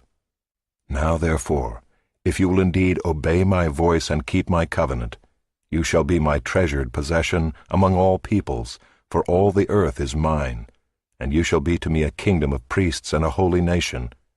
These are the words that you shall speak to the people of Israel." So Moses came and called the elders of the people and set before them all these words that the Lord had commanded him. All the people answered together and said, "All that the Lord has spoken we will do." And Moses reported the words of the people to the Lord. And the Lord said to Moses, "Behold, I am coming to you in a thick cloud, that the people may hear when I speak with you, and may also believe you forever." When Moses told the words of the people to the Lord said to Moses, "Go to the people and consecrate them today and tomorrow, and let them wash their garments and be ready for the third day. For on the third day the Lord will come down on Mount Sinai in the sight of all the people, and you shall set limits for the people all around, saying, Take care not to go up into the mountain or touch the edge of it. Whoever touches the mountain shall be put to death. No hand shall touch him, but he shall be stoned or shot, whether beast or man, he shall not live. When the trumpet sounds a long blast, they shall come up to the mountain." So Moses went down from the mountain to the people and consecrated the people, and they washed their garments. And he said to the people, "Be ready for the third day. Do not go near a woman." On the morning of the third day there were thunders and lightnings and a thick cloud in the mountain, and a very loud trumpet blast, so that all the people in the camp trembled. Then Moses brought the people out of the camp to meet God, and they took their stand at the foot of the mountain. Now Mount Sinai was wrapped in smoke, because the Lord had descended on it in fire. The smoke of it went up like the smoke of a kill, and the whole mountain trembled greatly. And as the sound of the trumpet grew louder and louder, Moses spoke, and God answered him in thunder. The Lord came down on Mount Sinai to the top of the mountain, and the Lord called Moses to the top of the mountain, and Moses went up. And the Lord said to Moses, "Go down and warn the people, lest they break through to the Lord to look, and many of them perish. Also let the priests who come near to the Lord consecrate themselves, lest the Lord break out against them." And Moses said to the Lord, "The people cannot come up to Mount Sinai, for you yourself warned us, saying, Set limits around the mountain and consecrate it." And the Lord said to him, "Go down and come up bringing Aaron with you, but do not let the priests and the people break through to come up to the Lord, lest he break out against them." So Moses went down to the people and told them.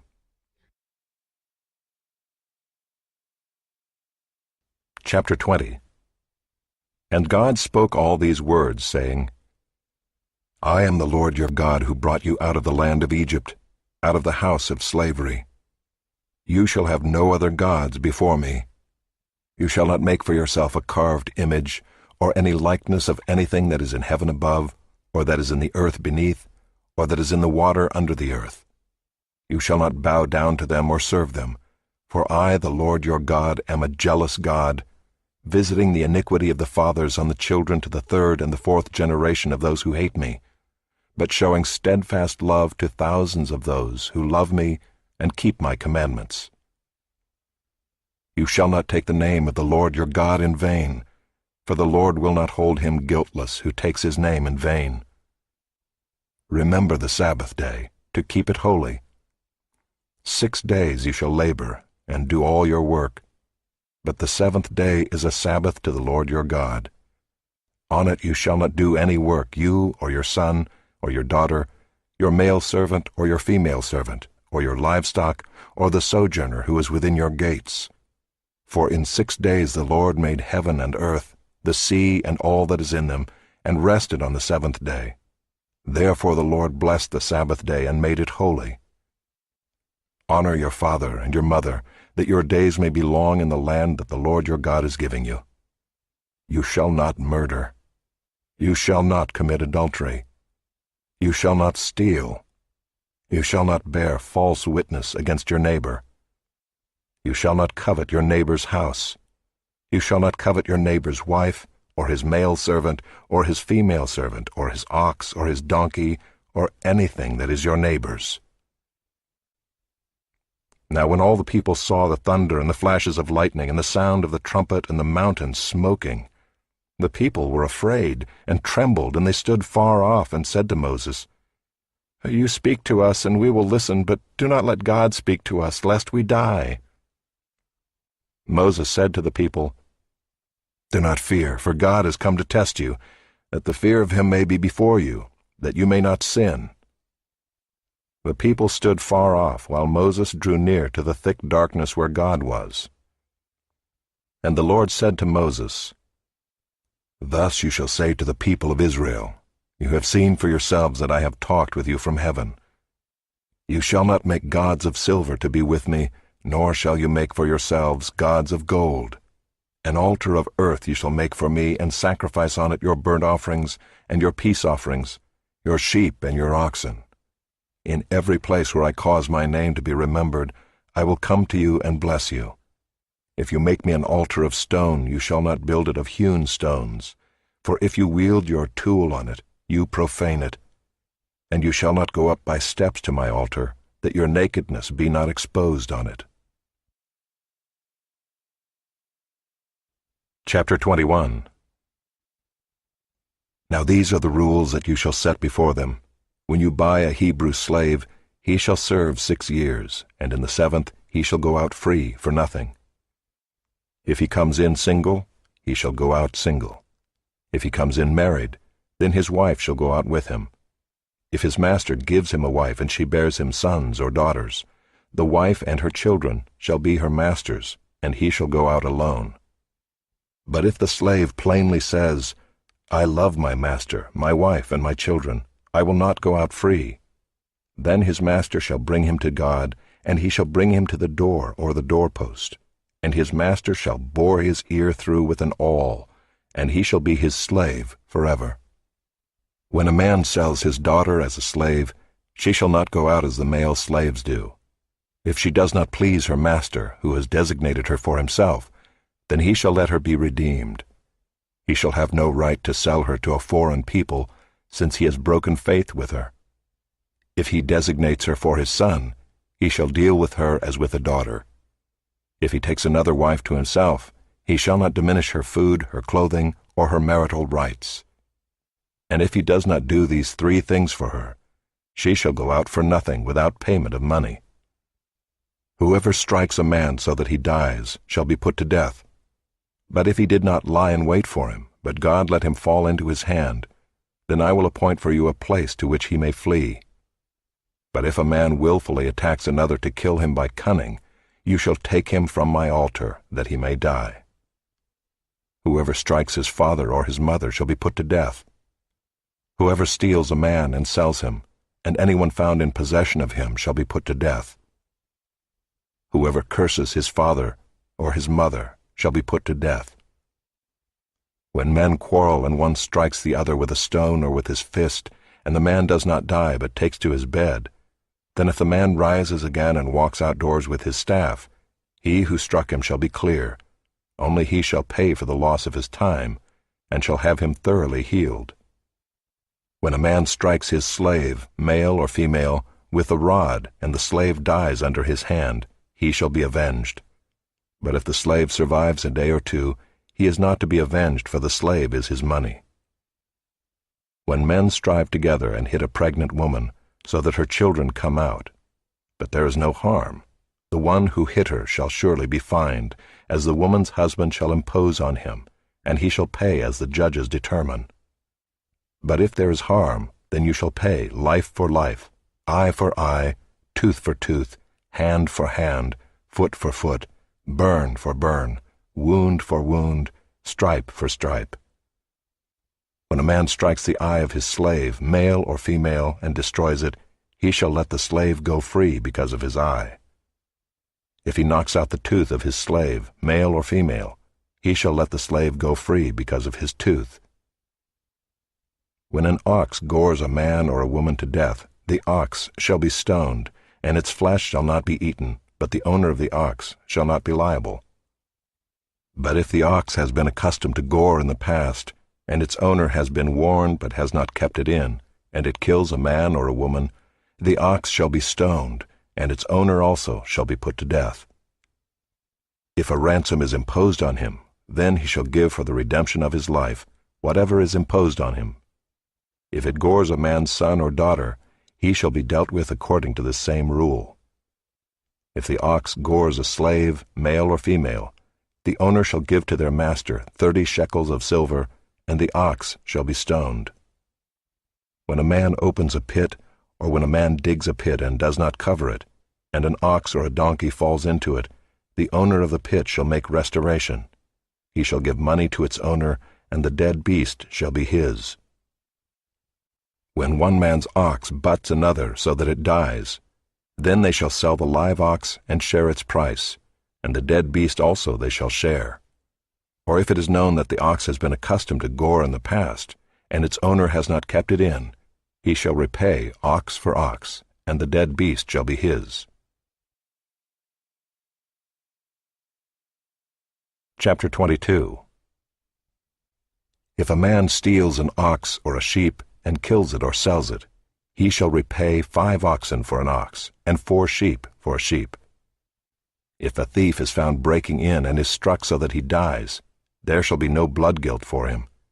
But if the sun has risen on him, there shall be blood guilt for him. He shall surely pay. If he has nothing, then he shall be sold for his theft. If the stolen beast is found alive in his possession, whether it is an ox or a donkey or a sheep, he shall pay double. If a man causes a field or vineyard to be grazed over or lets his beast loose, and it feeds in another man's field, he shall make restitution from the best in his own field and in his own vineyard. If fire breaks out and catches in thorns, so that the stacked grain or the standing grain or the field is consumed, he who started the fire shall make full restitution. If a man gives to his neighbor money or goods to keep safe, and it is stolen from the man's house, then if the thief is found, he shall pay double. If the thief is not found, the owner of the house shall come near to God to show whether or not he has put his hand to his neighbor's property.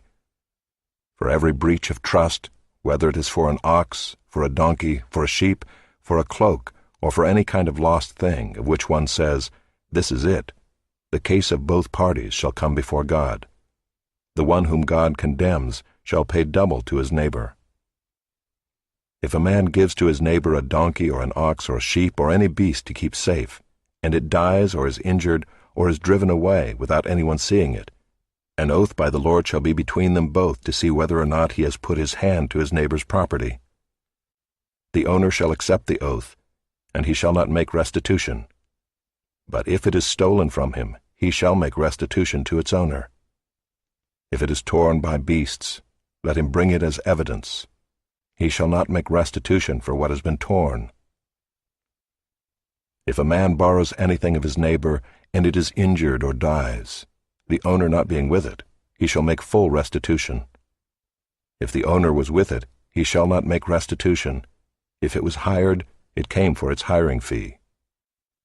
If a man seduces a virgin who is not betrothed and lies with her, he shall give the bride price for her and make her his wife. If her father utterly refuses to give her to him, he shall pay money equal to the bride price for virgins. You shall not permit a sorceress to live. Whoever lies with an animal shall be put to death.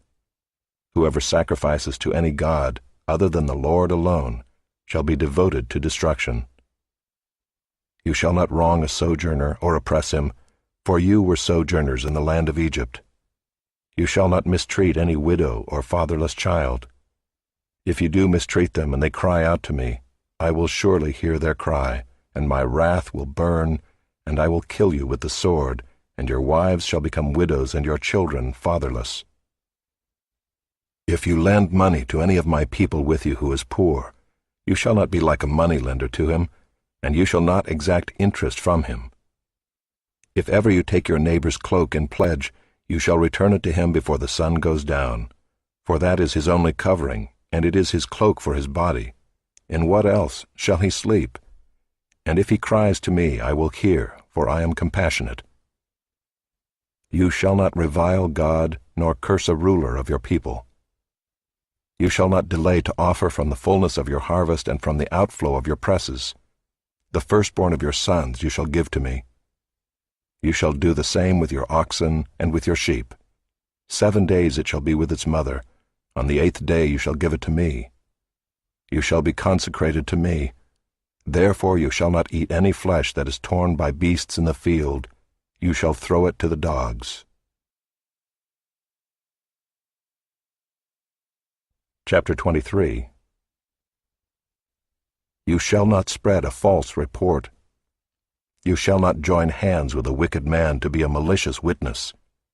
You shall not fall in with the many to do evil, nor shall you bear witness in a lawsuit, siding with the many, so as to pervert justice, nor shall you be partial to a poor man in his lawsuit. If you meet your enemy's ox or his donkey going astray, you shall bring it back to him. If you see the donkey of one who hates you lying down under its burden, you shall refrain from leaving him with it. You shall rescue it with him. You shall not pervert the justice due to your poor in his lawsuit.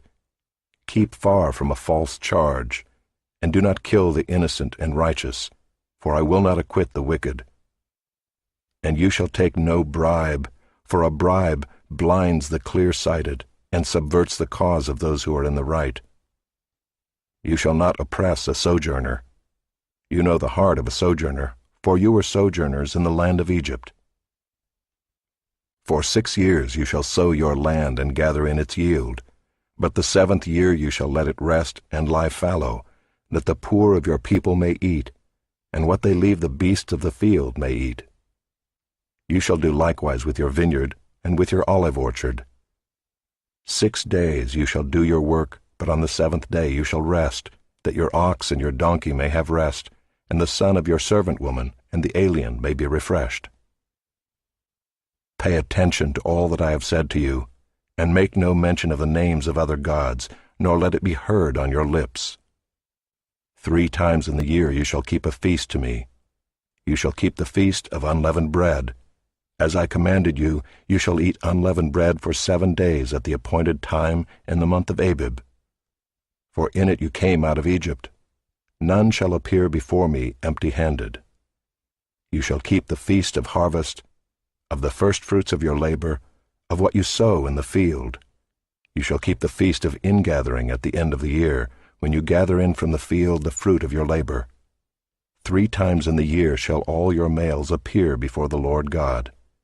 You shall not offer the blood of my sacrifice with anything leavened, or let the fat of my feast remain until the morning. The best of the firstfruits of your ground you shall bring into the house of the Lord your God. You shall not boil a young goat in its mother's milk.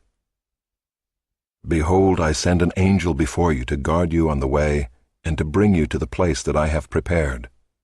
Pay careful attention to him and obey his voice. Do not rebel against him, for he will not pardon your transgression, for my name is in him. But if you carefully obey his voice and do all that I say, then I will be an enemy to your enemies, and an adversary to your adversaries. When my angel goes before you and brings you to the Amorites and the Hittites and the Perizzites and the Canaanites, the Hivites and the Jebusites, and I blot them out, you shall not bow down to their gods, nor serve them, nor do as they do, but you shall utterly overthrow them and break their pillars in pieces. You shall serve the Lord your God, and he will bless your bread and your water, and I will take sickness away from among you. None shall miscarry or be barren in your land.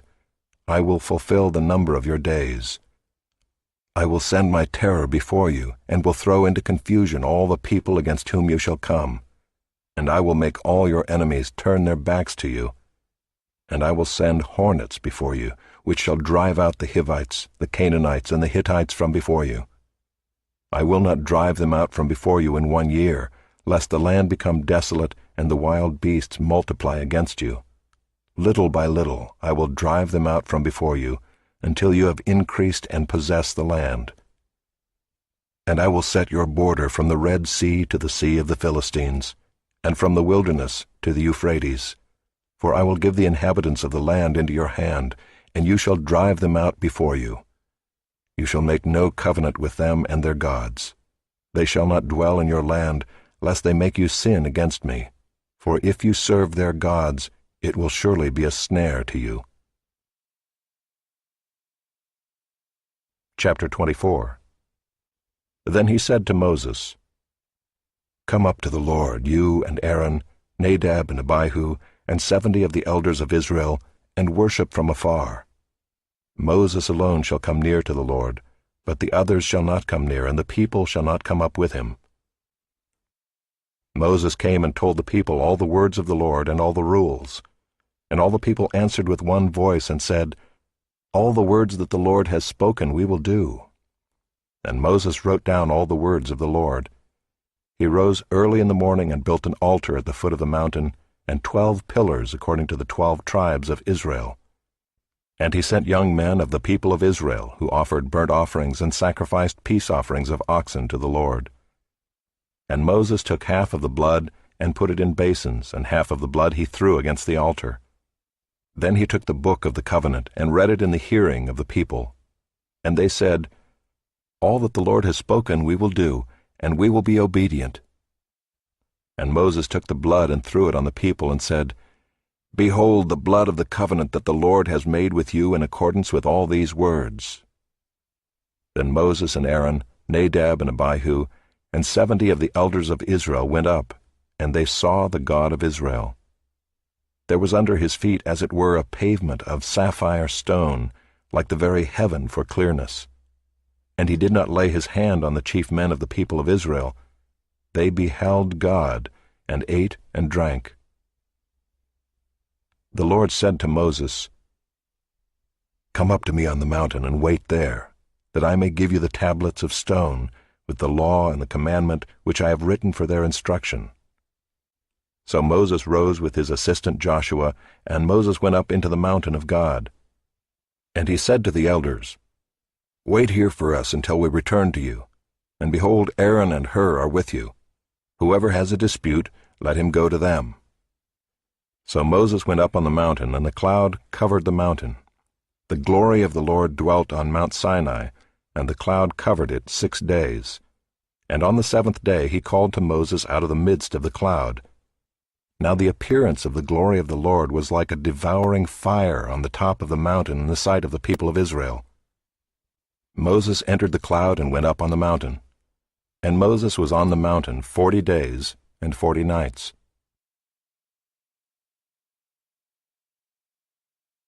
Chapter 25.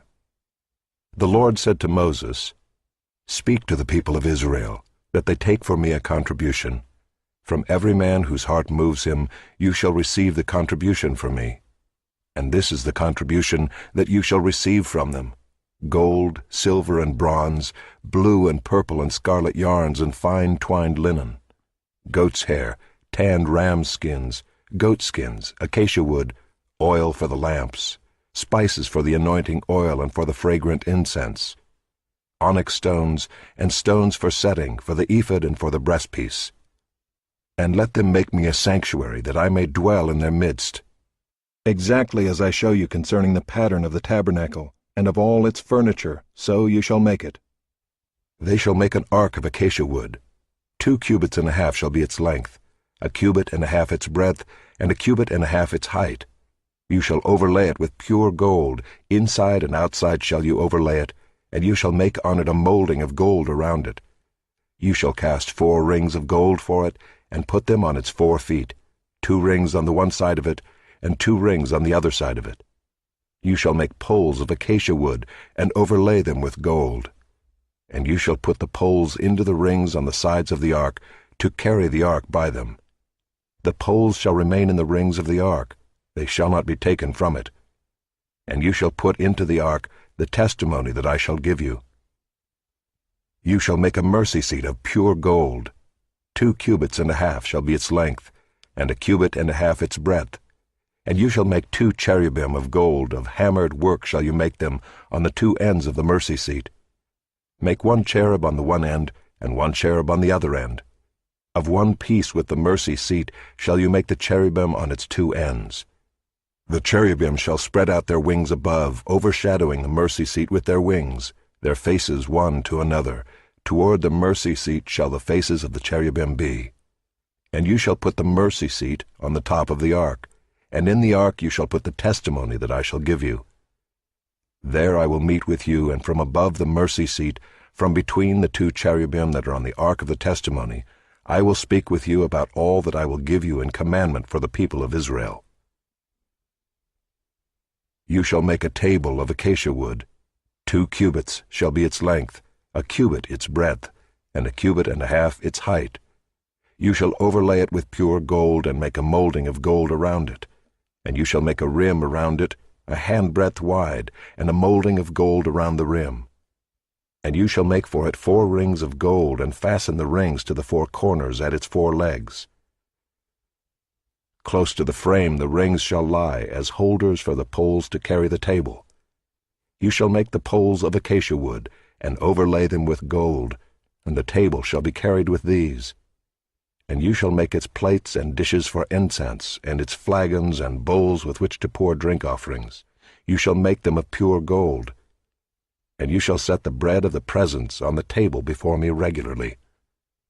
You shall make a lampstand of pure gold. The lampstand shall be made of hammered work. Its base, its stem, its cups, its calices, and its flowers shall be of one piece with it. And there shall be 6 branches going out of its sides, 3 branches of the lampstand out of one side of it, and 3 branches of the lampstand out of the other side of it. 3 cups made like almond blossoms, each with calyx and flower, on one branch, and 3 cups made like almond blossoms, each with calyx and flower, on the other branch. So for the 6 branches going out of the lampstand. And on the lampstand itself there shall be 4 cups made like almond blossoms, with their calices and flowers, and a calyx of one piece with it under each pair of the 6 branches going out from the lampstand. Their calices and their branches shall be of one piece with it, the whole of it a single piece of hammered work of pure gold. You shall make 7 lamps for it, and the lamps shall be set up so as to give light on the space in front of it. Its tongs and their trays shall be of pure gold. It shall be made with all these utensils out of a talent of pure gold. And see that you make them after the pattern for them, which is being shown you on the mountain. Chapter 26. Moreover, you shall make the tabernacle with 10 curtains of fine twined linen, and blue and purple and scarlet yarns. You shall make them with cherubim skillfully worked into them. The length of each curtain shall be 28 cubits, and the breadth of each curtain 4 cubits. All the curtains shall be the same size. 5 curtains shall be coupled to one another, and the other 5 curtains shall be coupled to one another. And you shall make loops of blue on the edge of the outermost curtain in the first set. Likewise you shall make loops on the edge of the outermost curtain in the second set. 50 loops you shall make on the one curtain, and 50 loops you shall make on the edge of the curtain that is in the second set. The loops shall be opposite one another. And you shall make 50 clasps of gold, and couple the curtains one to the other with the clasps, so that the tabernacle may be a single whole. You shall also make curtains of goat's hair for a tent over the tabernacle. 11 curtains shall you make. The length of each curtain shall be 30 cubits, and the breadth of each curtain 4 cubits. The 11 curtains shall be the same size. You shall couple 5 curtains by themselves, and 6 curtains by themselves, and the 6th curtain you shall double over at the front of the tent. You shall make 50 loops on the edge of the curtain that is outermost in one set, and 50 loops on the edge of the curtain that is outermost in the second set. You shall make 50 clasps of bronze, and put the clasps into the loops, and couple the tent together, that it may be a single whole. And the part that remains of the curtains of the tent, the half curtain that remains, shall hang over the back of the tabernacle. and the extra that remains in the length of the curtains, the cubit on the one side and the cubit on the other side, shall hang over the sides of the tabernacle on this side and that side to cover it. And you shall make for the tent a covering of tanned ram skins and a covering of goat skins on top. You shall make upright frames for the tabernacle of acacia wood. 10 cubits shall be the length of a frame, and 1.5 cubits the breadth of each frame. There shall be 2 tenons in each frame for fitting together. So shall you do for all the frames of the tabernacle. You shall make the frames for the tabernacle, 20 frames for the south side, and 40 bases of silver you shall make under the 20 frames, 2 bases under one frame for its 2 tenons, and 2 bases under the next frame for its 2 tenons. And for the second side of the tabernacle on the north side, 20 frames, and there 40 bases of silver, 2 bases under one frame, and 2 bases under the next frame. And for the rear of the tabernacle westward you shall make 6 frames. And you shall make 2 frames for corners of the tabernacle in the rear. They shall be separate beneath, but joined at the top at the first ring. Thus shall it be with both of them. They shall form the 2 corners. And there shall be 8 frames with their bases of silver, 16 bases, 2 bases under one frame, and 2 bases under another frame. You shall make bars of acacia wood, 5 for the frames of the one side of the tabernacle, and 5 bars for the frames of the other side of the tabernacle, and 5 bars for the frames of the side of the tabernacle at the rear westward. The middle bar halfway up the frames shall run from end to end. You shall overlay the frames with gold, and shall make their rings of gold for holders for the bars, and you shall overlay the bars with gold. Then you shall erect the tabernacle according to the plan for it that you were shown on the mountain. And you shall make a veil of blue and purple and scarlet yarns, and fine twined linen. It shall be made with cherubim skillfully worked into it. And you shall hang it on 4 pillars of acacia overlaid with gold, with hooks of gold on 4 bases of silver. And you shall hang the veil from the clasps, and bring the ark of the testimony in there within the veil. And the veil shall separate for you the holy place from the most holy. You shall put the mercy seat on the ark of the testimony in the most holy place. And you shall set the table outside the veil, and the lampstand on the south side of the tabernacle opposite the table, and you shall put the table on the north side. You shall make a screen for the entrance of the tent of blue and purple and scarlet yarns, and fine twined linen, embroidered with needlework. And you shall make for the screen 5 pillars of acacia, and overlay them with gold. Their hooks shall be of gold, and you shall cast 5 bases of bronze for them. Chapter 27. You shall make the altar of acacia wood, 5 cubits long, and 5 cubits broad. The altar shall be square, and its height shall be 3 cubits. And you shall make horns for it on its 4 corners. Its horns shall be of one piece with it, and you shall overlay it with bronze. You shall make pots for it to receive its ashes, and shovels and basins and forks and fire pans. You shall make all its utensils of bronze. You shall also make for it a grating, a network of bronze, and on the net you shall make 4 bronze rings at its 4 corners. And you shall set it under the ledge of the altar, so that the net extends halfway down the altar. And you shall make poles for the altar, poles of acacia wood, and overlay them with bronze. And the poles shall be put through the rings, so that the poles are on the 2 sides of the altar when it is carried. You shall make it hollow with boards. As it has been shown you on the mountain, so shall it be made. You shall make the court of the tabernacle. On the south side the court shall have hangings of fine twined linen, 100 cubits long for one side. Its 20 pillars and their 20 bases shall be of bronze, but the hooks of the pillars and their fillets shall be of silver. And likewise for its length on the north side there shall be hangings 100 cubits long, its pillars 20 and their bases 20, of bronze, but the hooks of the pillars and their fillets shall be of silver. And for the breadth of the court on the west side there shall be hangings for 50 cubits, with 10 pillars and 10 bases. The breadth of the court on the front to the east shall be 50 cubits. The hangings for the one side of the gate shall be 15 cubits, with their 3 pillars and 3 bases. On the other side the hangings shall be 15 cubits with their 3 pillars and 3 bases. For the gate of the court there shall be a screen 20 cubits long of blue and purple and scarlet yarns and fine twined linen, embroidered with needlework. It shall have 4 pillars and with them 4 bases. All the pillars around the court shall be filleted with silver. Their hooks shall be of silver, and their bases of bronze. The length of the court shall be 100 cubits, the breadth 50, and the height 5 cubits, with hangings of fine twined linen and bases of bronze. All the utensils of the tabernacle for every use, and all its pegs and all the pegs of the court, shall be of bronze. You shall command the people of Israel that they bring to you pure beaten olive oil for the light, that a lamp may regularly be set up to burn. In the tent of meeting outside the veil that is before the testimony, Aaron and his sons shall tend it from evening to morning before the Lord. It shall be a statute forever to be observed throughout their generations by the people of Israel.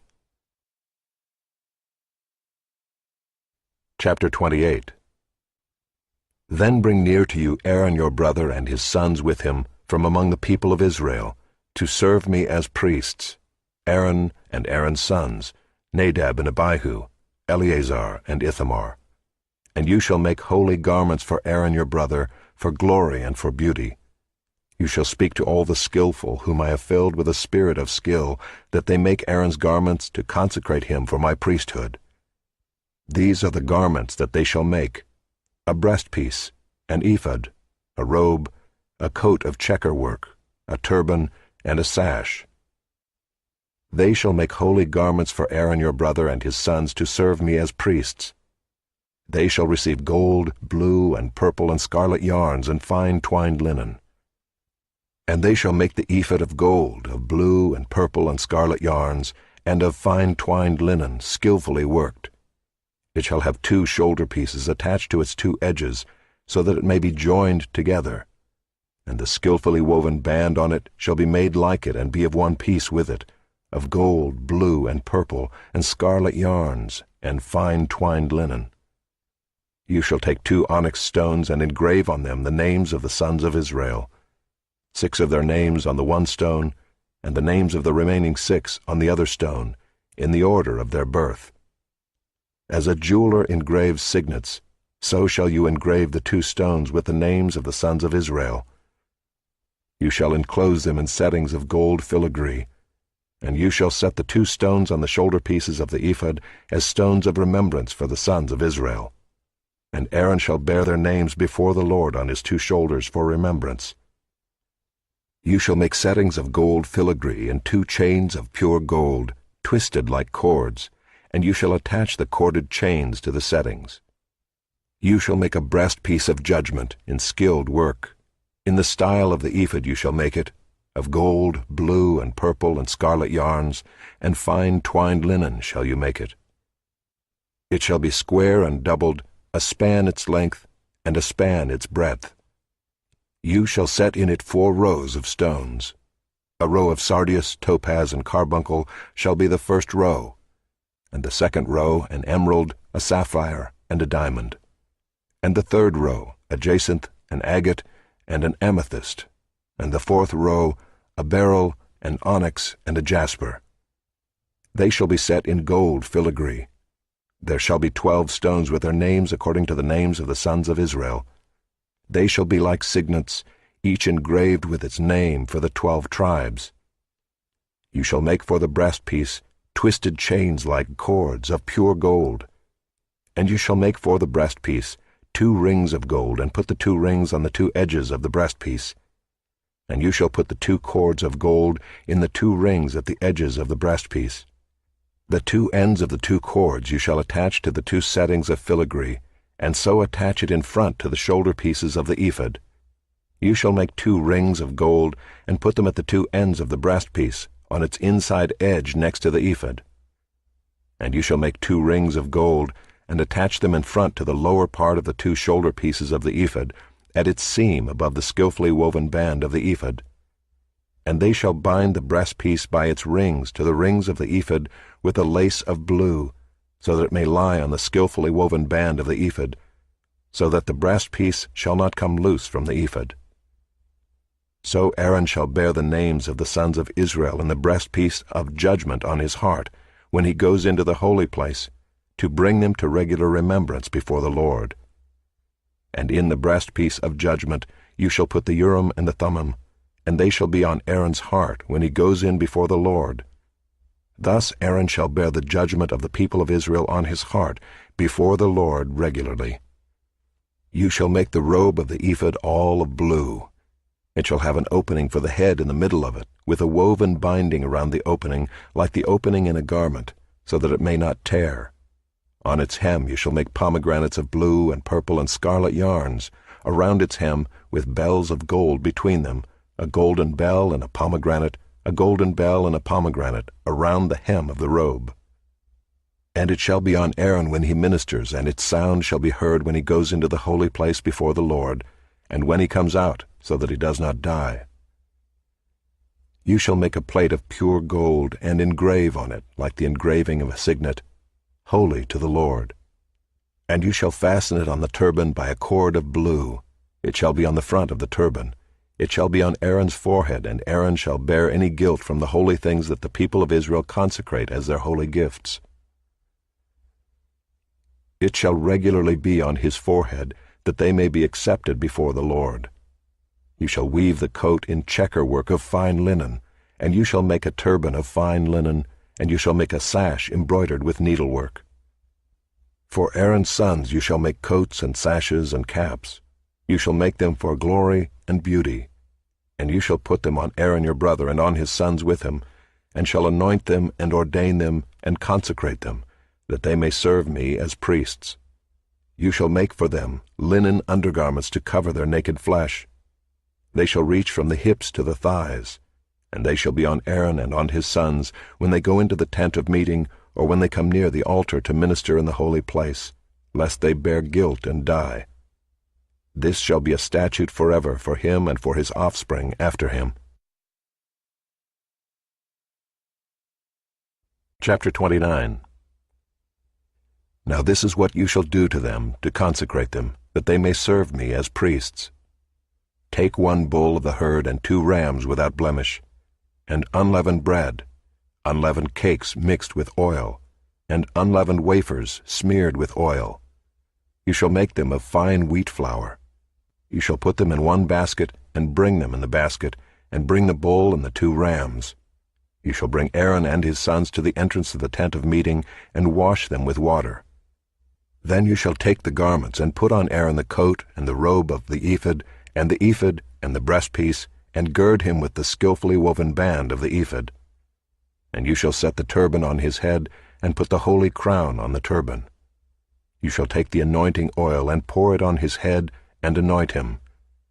Then you shall bring his sons, and put coats on them, and you shall gird Aaron and his sons with sashes, and bind caps on them. And the priesthood shall be theirs by a statute forever. Thus you shall ordain Aaron and his sons. Then you shall bring the bull before the tent of meeting. Aaron and his sons shall lay their hands on the head of the bull.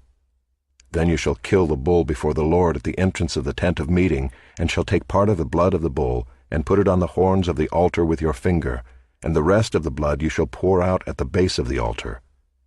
And you shall take all the fat that covers the entrails, and the long lobe of the liver, and the 2 kidneys with the fat that is on them, and burn them on the altar.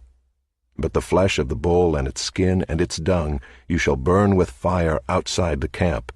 It is a sin offering. Then you shall take 1 of the rams, and Aaron and his sons shall lay their hands on the head of the ram, and you shall kill the ram, and shall take its blood and throw it against the sides of the altar. Then you shall cut the ram into pieces, and wash its entrails and its legs, and put them with its pieces and its head, and burn the whole ram on the altar. It is a burnt offering to the Lord. It is a pleasing aroma, a food offering to the Lord. You shall take the other ram, and Aaron and his sons shall lay their hands on the head of the ram. And you shall kill the ram, and take part of its blood, and put it on the tip of the right ear of Aaron, and on the tips of the right ears of his sons, and on the thumbs of their right hands, and on the great toes of their right feet, and throw the rest of the blood against the sides of the altar. Then you shall take part of the blood that is on the altar and of the anointing oil, and sprinkle it on Aaron and his garments, and on his sons garments with him. He and his garments shall be holy, and his sons garments with him. You shall also take the fat from the ram, and the fat tail, and the fat that covers the entrails, and the long lobe of the liver, and the 2 kidneys with the fat that is on them, and the right thigh, for it is a ram of ordination, and 1 loaf of bread, and 1 cake of bread made with oil, and 1 wafer out of the basket of unleavened bread that is before the Lord. You shall put all these on the palms of Aaron, and on the palms of his sons, and wave them for a wave offering before the Lord. Then you shall take them from their hands and burn them on the altar on top of the burnt offering, as a pleasing aroma before the Lord. It is a food offering to the Lord. You shall take the breast of the ram of Aaron's ordination, and wave it for a wave offering before the Lord, and it shall be your portion. And you shall consecrate the breast of the wave offering that is waved, and the thigh of the priest's portion that is contributed from the ram of ordination, from what was Aaron's and his sons. It shall be for Aaron and his sons as a perpetual due from the people of Israel, for it is a contribution. It shall be a contribution from the people of Israel, from their peace offerings, their contribution to the Lord. The holy garments of Aaron shall be for his sons after him. They shall be anointed in them and ordained in them. The son who succeeds him as priest, who comes into the tent of meeting to minister in the holy place, shall wear them 7 days. You shall take the ram of ordination, and boil its flesh in a holy place. And Aaron and his sons shall eat the flesh of the ram and the bread that is in the basket in the entrance of the tent of meeting. They shall eat those things with which atonement was made at their ordination and consecration, but an outsider shall not eat of them, because they are holy. And if any of the flesh for the ordination or of the bread remain until the morning, then you shall burn the remainder with fire. It shall not be eaten, because it is holy. Thus you shall do to Aaron and to his sons according to all that I have commanded you. Through 7 days shall you ordain them, and every day you shall offer a bull as a sin offering for atonement. Also you shall purify the altar when you make atonement for it, and shall anoint it to consecrate it. 7 days you shall make atonement for the altar and consecrate it, and the altar shall be most holy. Whatever touches the altar shall become holy. Now this is what you shall offer on the altar: 2 lambs a year old, day by day regularly. 1 lamb you shall offer in the morning, and the other lamb you shall offer at twilight. And with the first lamb 1/10 measure of fine flour, mingled with 1/4 of a hin of beaten oil, and 1/4 of a hin of wine for a drink offering. The other lamb you shall offer at twilight, and shall offer with it a grain offering and its drink offering, as in the morning, for a pleasing aroma, a food offering to the Lord. It shall be a regular burnt offering throughout your generations at the entrance of the tent of meeting before the Lord, where I will meet with you to speak to you there. There I will meet with the people of Israel, and it shall be sanctified by my glory. I will consecrate the tent of meeting and the altar. Aaron also and his sons I will consecrate to serve me as priests. I will dwell among the people of Israel, and will be their God. And they shall know that I am the Lord their God, who brought them out of the land of Egypt, that I might dwell among them. I am the Lord their God. Chapter 30. You shall make an altar on which to burn incense. You shall make it of acacia wood. 1 cubit shall be its length, and 1 cubit its breadth. It shall be square, and 2 cubits shall be its height. Its horns shall be of 1 piece with it. You shall overlay it with pure gold, its top and around its sides and its horns. And you shall make a molding of gold around it. And you shall make 2 golden rings for it. Under its molding on 2 opposite sides of it you shall make them, and they shall be holders for poles with which to carry it. You shall make the poles of acacia wood, and overlay them with gold. And you shall put it in front of the veil that is above the ark of the testimony, in front of the mercy seat that is above the testimony, where I will meet with you. And Aaron shall burn fragrant incense on it. Every morning when he dresses the lamps he shall burn it, and when Aaron sets up the lamps at twilight he shall burn it, a regular incense offering before the Lord throughout your generations. You shall not offer unauthorized incense on it, or a burnt offering, or a grain offering, and you shall not pour a drink offering on it.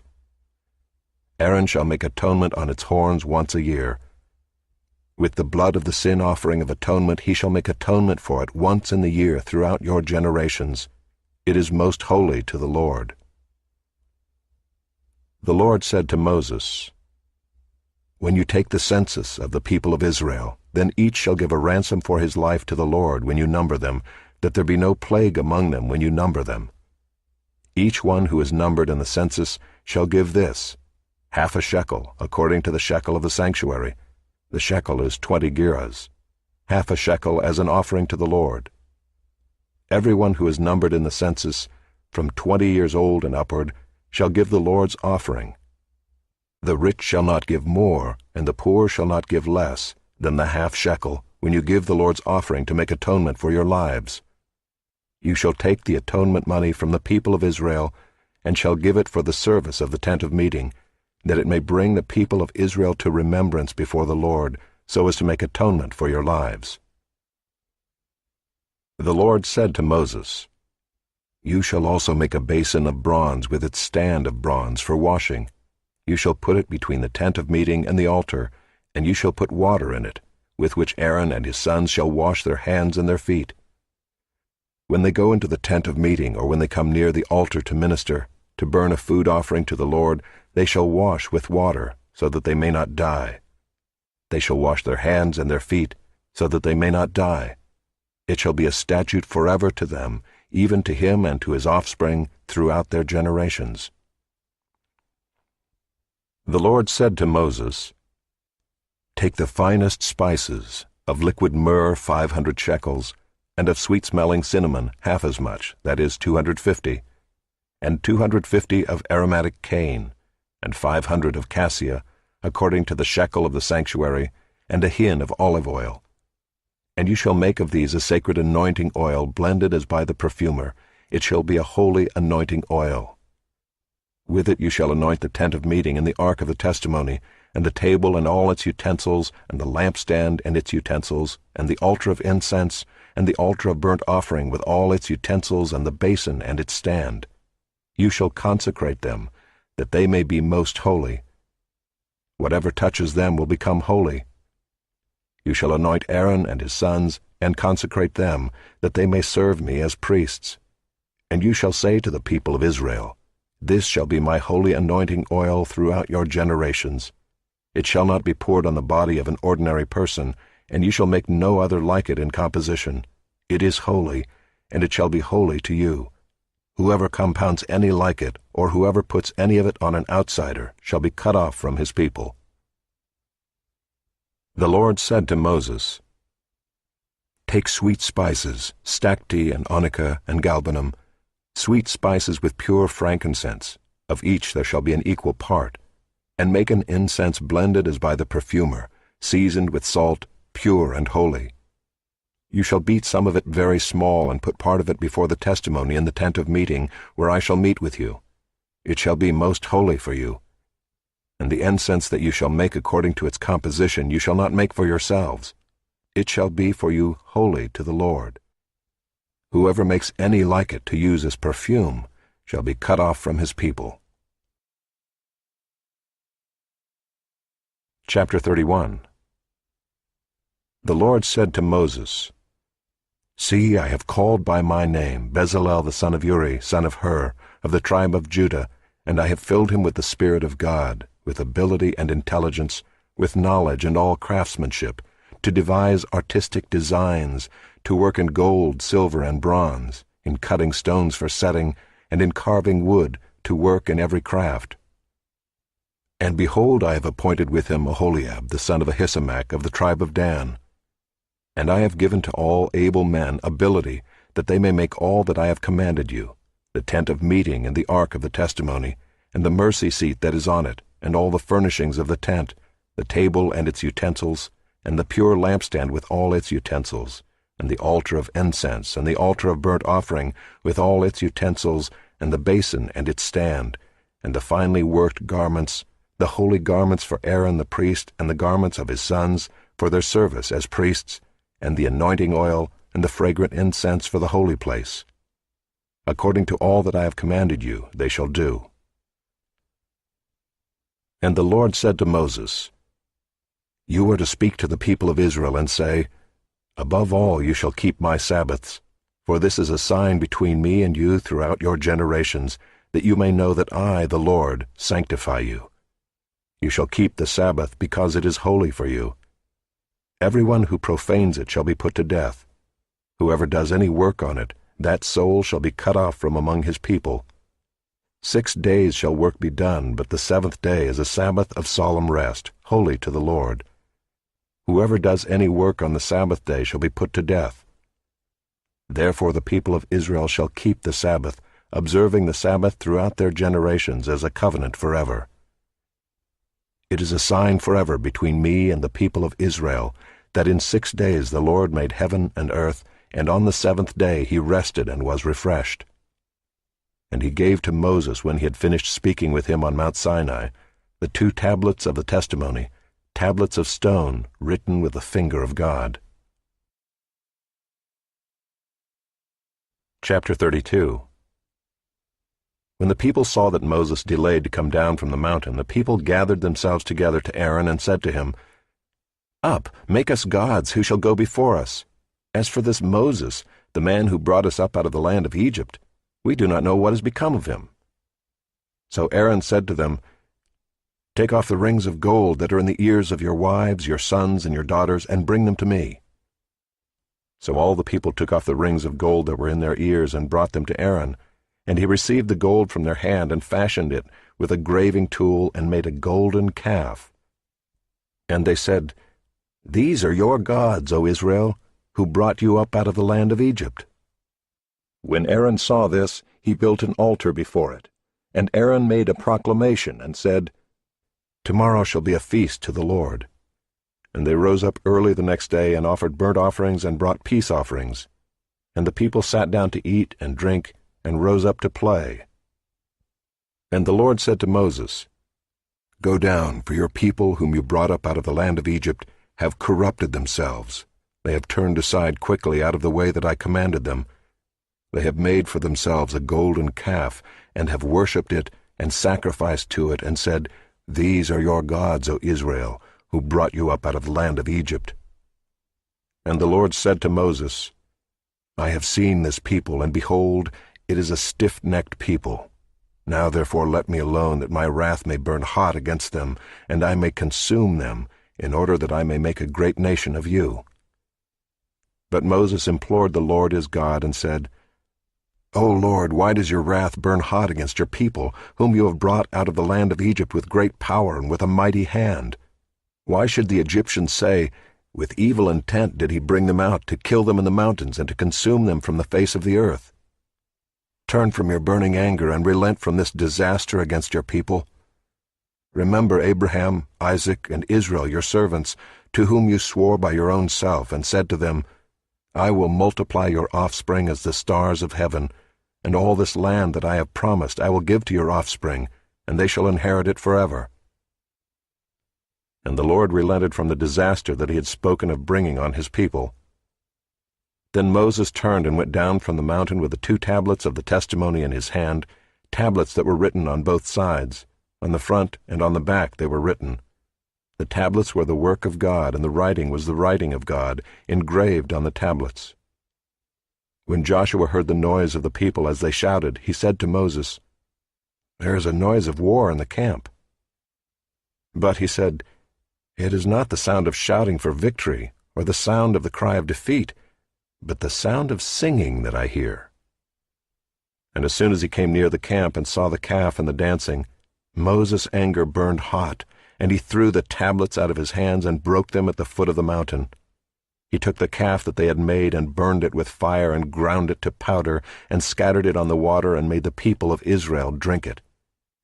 And Moses said to Aaron, What did this people do to you that you have brought such a great sin upon them? And Aaron said, Let not the anger of my Lord burn hot. You know the people, that they are set on evil. For they said to me, Make us gods who shall go before us. As for this Moses, the man who brought us up out of the land of Egypt, We do not know what has become of him. So I said to them, Let any who have gold take it off. So they gave it to me, and I threw it into the fire, and out came this calf. And when Moses saw that the people had broken loose, for Aaron had let them break loose, to the derision of their enemies, then Moses stood in the gate of the camp and said, Who is on the Lord's side? Come to me. And all the sons of Levi gathered round him, and he said to them, Thus says the Lord God of Israel, Put your sword on your side, each of you, and go to and fro from gate to gate throughout the camp, and each of you kill his brother and his companion and his neighbor. And the sons of Levi did according to the word of Moses. And that day about 3,000 men of the people fell.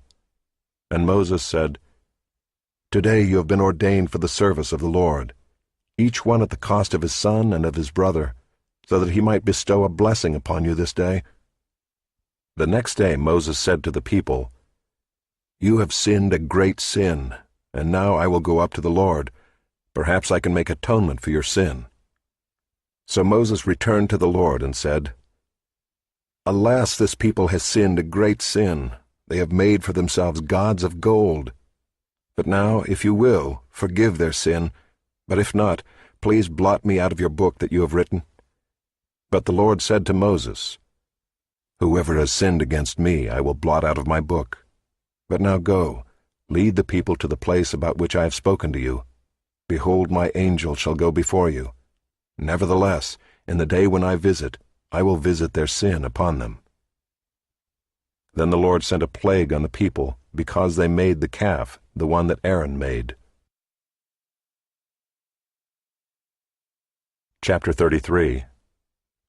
The Lord said to Moses, Depart, go up from here, you and the people whom you have brought up out of the land of Egypt, to the land of which I swore to Abraham, Isaac, and Jacob, saying, To your offspring I will give it.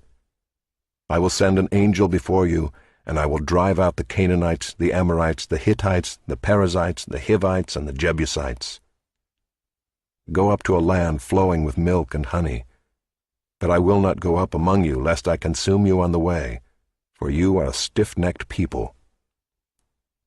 When the people heard this disastrous word, they mourned, and no one put on his ornaments. For the Lord had said to Moses, Say to the people of Israel, You are a stiff-necked people. If for a single moment I should go up among you, I would consume you. So now take off your ornaments, that I may know what to do with you. Therefore the people of Israel stripped themselves of their ornaments, from Mount Horeb onward. Now Moses used to take the tent and pitch it outside the camp, far off from the camp, and he called it the tent of meeting. And everyone who sought the Lord would go out to the tent of meeting, which was outside the camp. Whenever Moses went out to the tent, all the people would rise up, and each would stand at his tent door and watch Moses until he had gone into the tent. When Moses entered the tent, the pillar of cloud would descend and stand at the entrance of the tent, and the Lord would speak with Moses. And when all the people saw the pillar of cloud standing at the entrance of the tent, all the people would rise up and worship, each at his tent door. Thus the Lord used to speak to Moses face to face, as a man speaks to his friend. When Moses turned again into the camp, his assistant Joshua the son of Nun, a young man, would not depart from the tent. Moses said to the Lord, See, you say to me, Bring up this people, but you have not let me know whom you will send with me. Yet you have said, I know you by name, and you have also found favor in my sight. Now therefore, if I have found favor in your sight, please show me now your ways, that I may know you in order to find favor in your sight. Consider too that this nation is your people. And he said, My presence will go with you, and I will give you rest. And he said to him, If your presence will not go with me, do not bring us up from here. For how shall it be known that I have found favor in your sight, I and your people? Is it not in your going with us, so that we are distinct, I and your people, from every other people on the face of the earth? And the Lord said to Moses, This very thing that you have spoken I will do, for you have found favor in my sight, and I know you by name. Moses said, Please show me your glory. And he said, I will make all my goodness pass before you, and will proclaim before you my name, the Lord. And I will be gracious to whom I will be gracious, and will show mercy on whom I will show mercy. But, he said, you cannot see my face, for man shall not see me and live. And the Lord said, Behold, there is a place by me where you shall stand on the rock, and while my glory passes by, I will put you in a cleft of the rock, and I will cover you with my hand until I have passed by. Then I will take away my hand, and you shall see my back, but my face shall not be seen. Chapter 34. The Lord said to Moses, Cut for yourself 2 tablets of stone like the first, and I will write on the tablets the words that were on the first tablets which you broke. Be ready by the morning, and come up in the morning to Mount Sinai, and present yourself there to me on the top of the mountain. No one shall come up with you, and let no one be seen throughout all the mountain. Let no flocks or herds graze opposite that mountain. So Moses cut 2 tablets of stone like the first, and he rose early in the morning and went up on Mount Sinai as the Lord had commanded him, and took in his hand 2 tablets of stone. The Lord descended in the cloud and stood with him there, and proclaimed the name of the Lord. The Lord passed before him and proclaimed, The Lord, a God merciful and gracious, slow to anger and abounding in steadfast love and faithfulness, keeping steadfast love for thousands, forgiving iniquity and transgression and sin, but who will by no means clear the guilty, visiting the iniquity of the fathers on the children and the children's children to the 3rd and the 4th generation. And Moses quickly bowed his head toward the earth and worshipped. And he said, If now I have found favor in your sight, O Lord, please let the Lord go in the midst of us, for it is a stiff-necked people, and pardon our iniquity and our sin, and take us for your inheritance. And he said, Behold, I am making a covenant.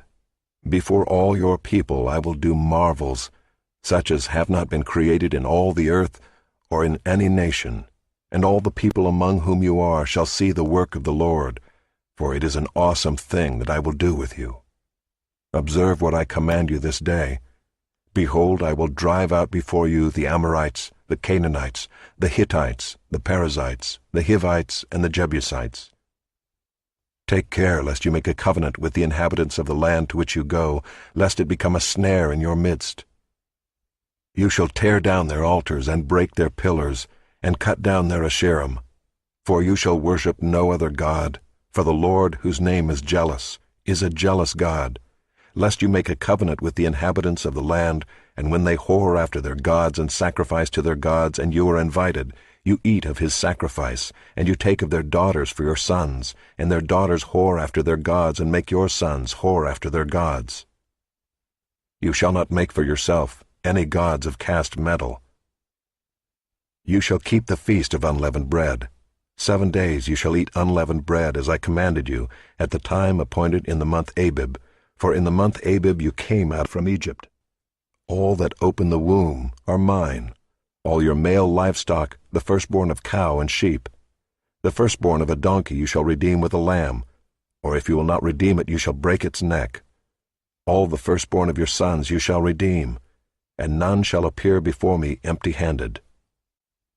6 days you shall work, but on the 7th day you shall rest. In plowing time and in harvest you shall rest. You shall observe the feast of weeks, the firstfruits of wheat harvest, and the feast of ingathering at the year's end. 3 times in the year shall all your males appear before the Lord God, the God of Israel.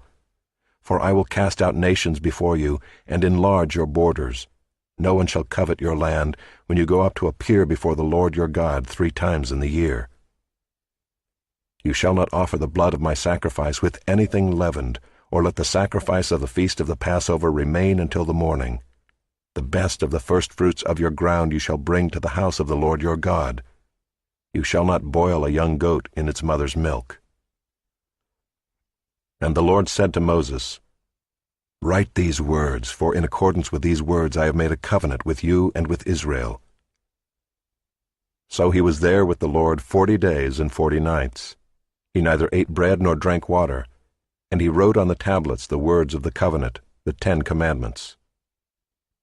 When Moses came down from Mount Sinai with the 2 tablets of the testimony in his hand as he came down from the mountain, Moses did not know that the skin of his face shone because he had been talking with God.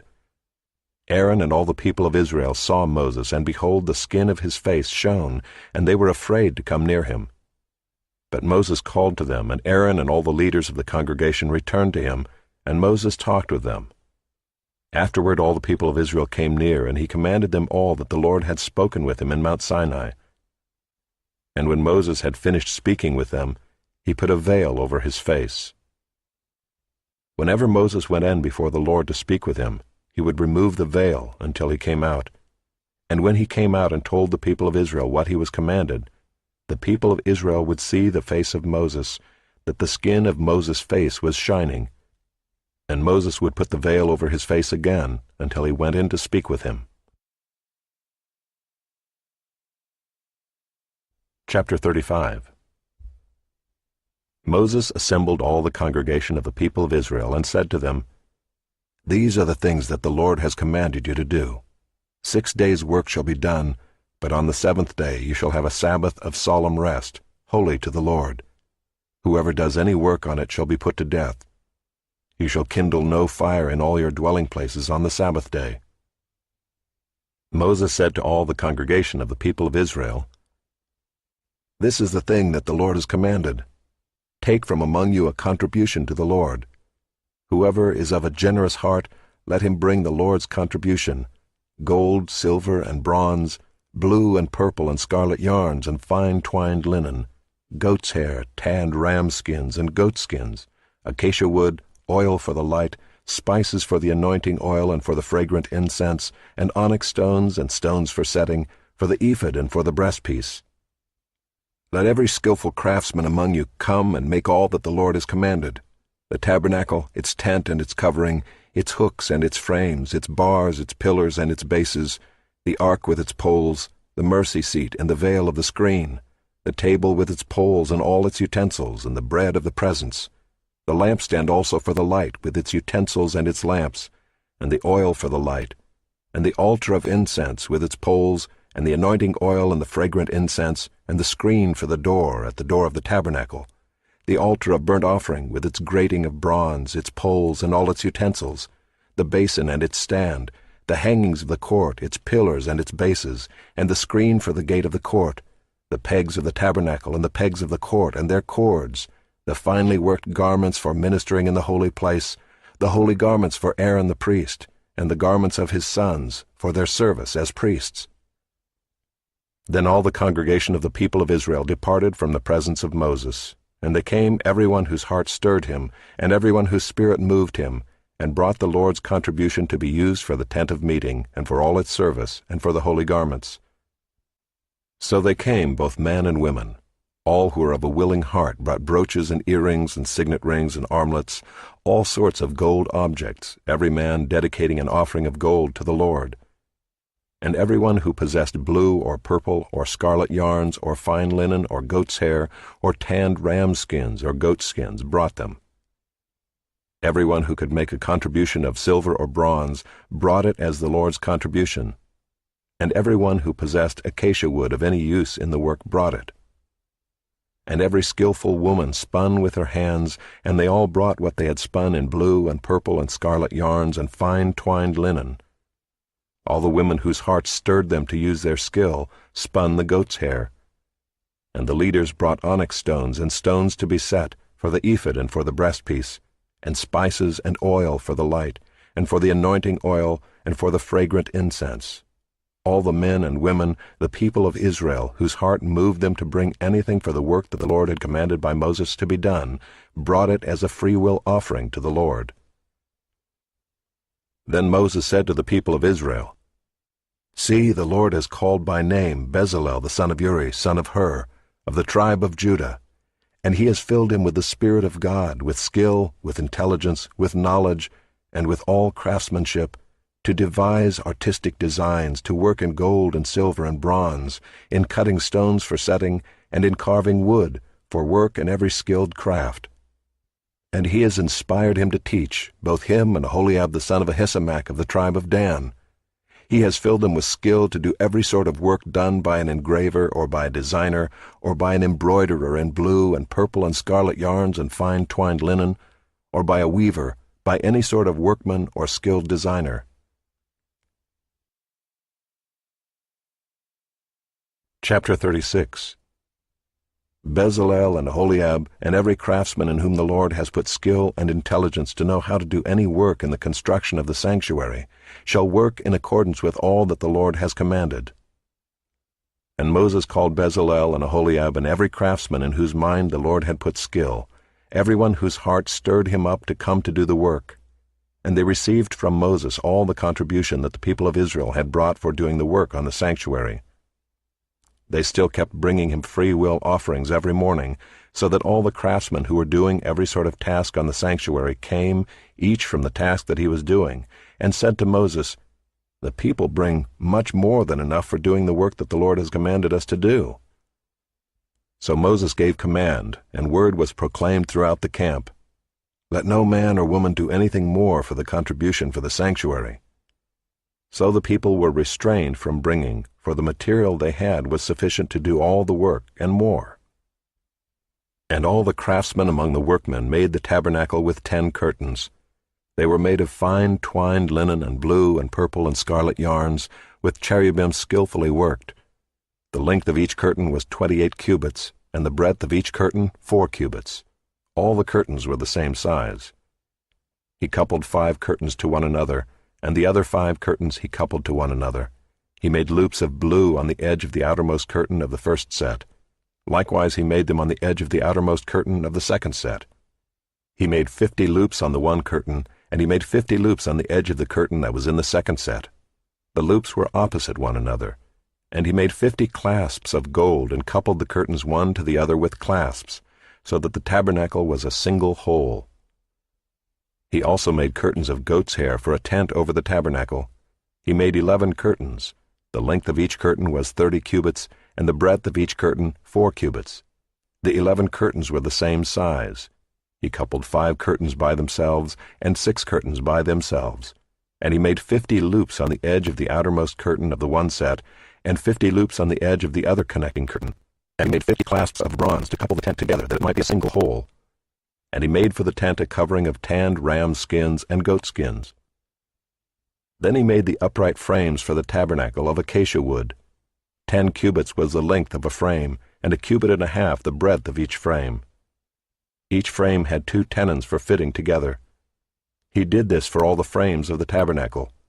The frames for the tabernacle he made thus: 20 frames for the south side, and he made 40 bases of silver under the 20 frames, 2 bases under one frame for its 2 tenons, and 2 bases under the next frame for its 2 tenons. For the second side of the tabernacle on the north side, he made 20 frames and their 40 bases of silver, 2 bases under one frame, and 2 bases under the next frame. For the rear of the tabernacle westward he made 6 frames.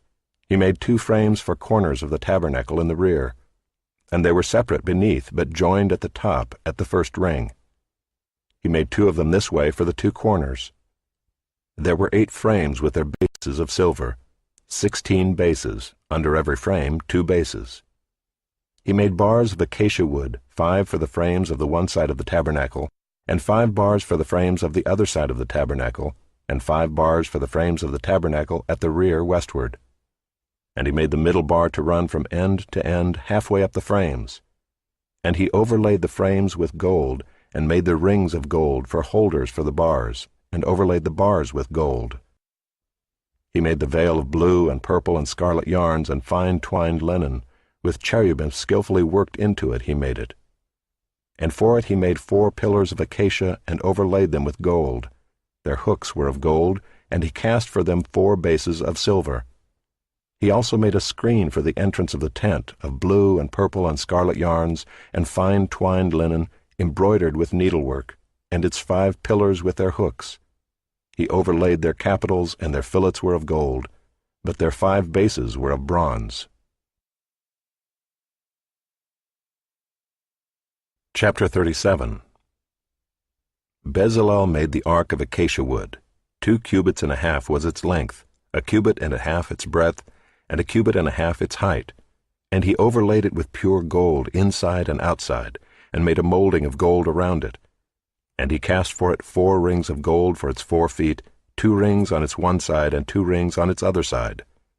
And he made poles of acacia wood and overlaid them with gold, and put the poles into the rings on the sides of the ark to carry the ark. And he made a mercy seat of pure gold. 2 cubits and a half was its length, and 1 cubit and a half its breadth. And he made 2 cherubim of gold. He made them of hammered work on the 2 ends of the mercy seat, 1 cherub on the one end, and 1 cherub on the other end. Of one piece with the mercy seat he made the cherubim on its 2 ends. The cherubim spread out their wings above, overshadowing the mercy seat with their wings, with their faces one to another.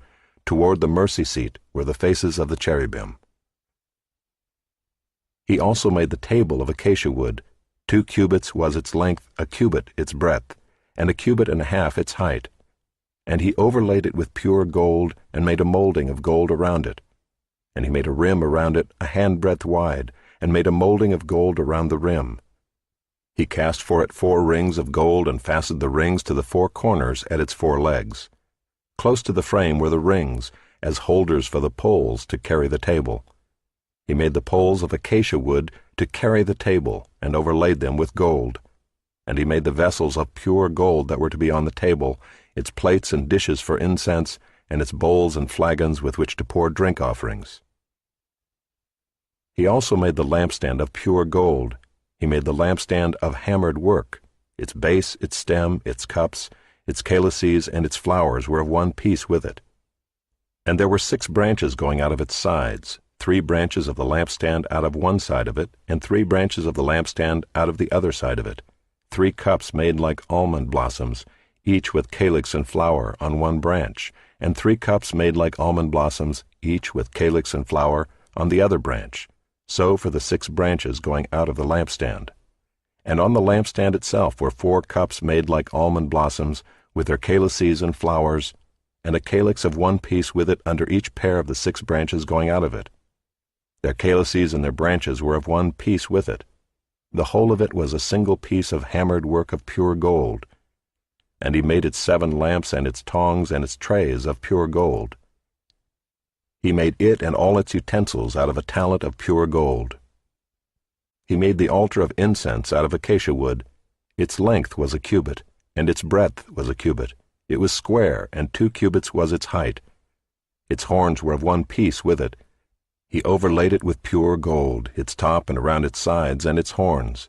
And he made a molding of gold around it, and made 2 rings of gold on it under its molding, on 2 opposite sides of it, as holders for the poles with which to carry it.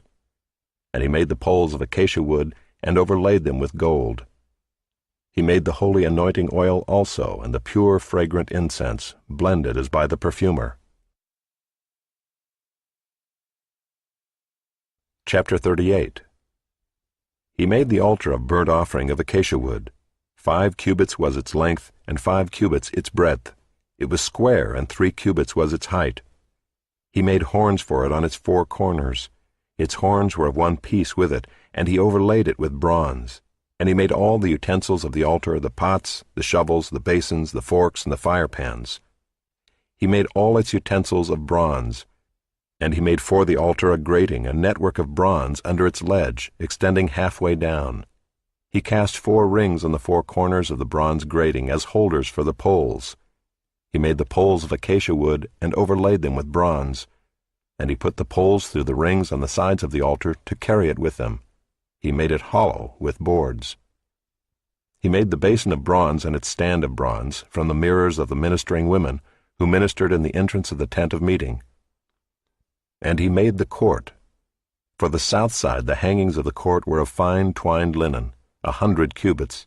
Their 20 pillars and their 20 bases were of bronze, but the hooks of the pillars and their fillets were of silver. And for the north side there were hangings of 100 cubits. Their 20 pillars, their 20 bases were of bronze, but the hooks of the pillars and their fillets were of silver. And for the west side were hangings of 50 cubits. Their 10 pillars and their 10 bases, the hooks of the pillars and their fillets were of silver. and for the front to the east 50 cubits. The hangings for one side of the gate were 15 cubits, with their 3 pillars and 3 bases, and so for the other side. On both sides of the gate of the court were hangings of 15 cubits, with their 3 pillars and their 3 bases. All the hangings around the court were of fine twined linen, and the bases for the pillars were of bronze, but the hooks of the pillars and their fillets were of silver. The overlaying of their capitals was also of silver, and all the pillars of the court were filleted with silver. And the screen for the gate of the court was embroidered with needlework in blue and purple and scarlet yarns, and fine twined linen. It was 20 cubits long and 5 cubits high in its breadth, corresponding to the hangings of the court. And their pillars were 4 in number. Their 4 bases were of bronze, their hooks of silver, and the overlaying of their capitals and their fillets of silver. And all the pegs for the tabernacle and for the court all around were of bronze. These are the records of the tabernacle of the testimony, as they were recorded at the commandment of Moses, the responsibility of the Levites under the direction of Ithamar the son of Aaron the priest.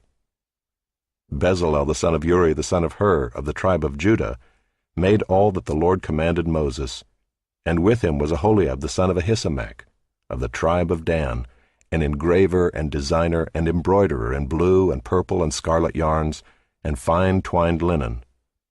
All the gold that was used for the work and all the construction of the sanctuary, the gold from the offering, was 29 talents and 730 shekels, by the shekel of the sanctuary. The silver from those of the congregation who were recorded was 100 talents, and 1,775 shekels, by the shekel of the sanctuary.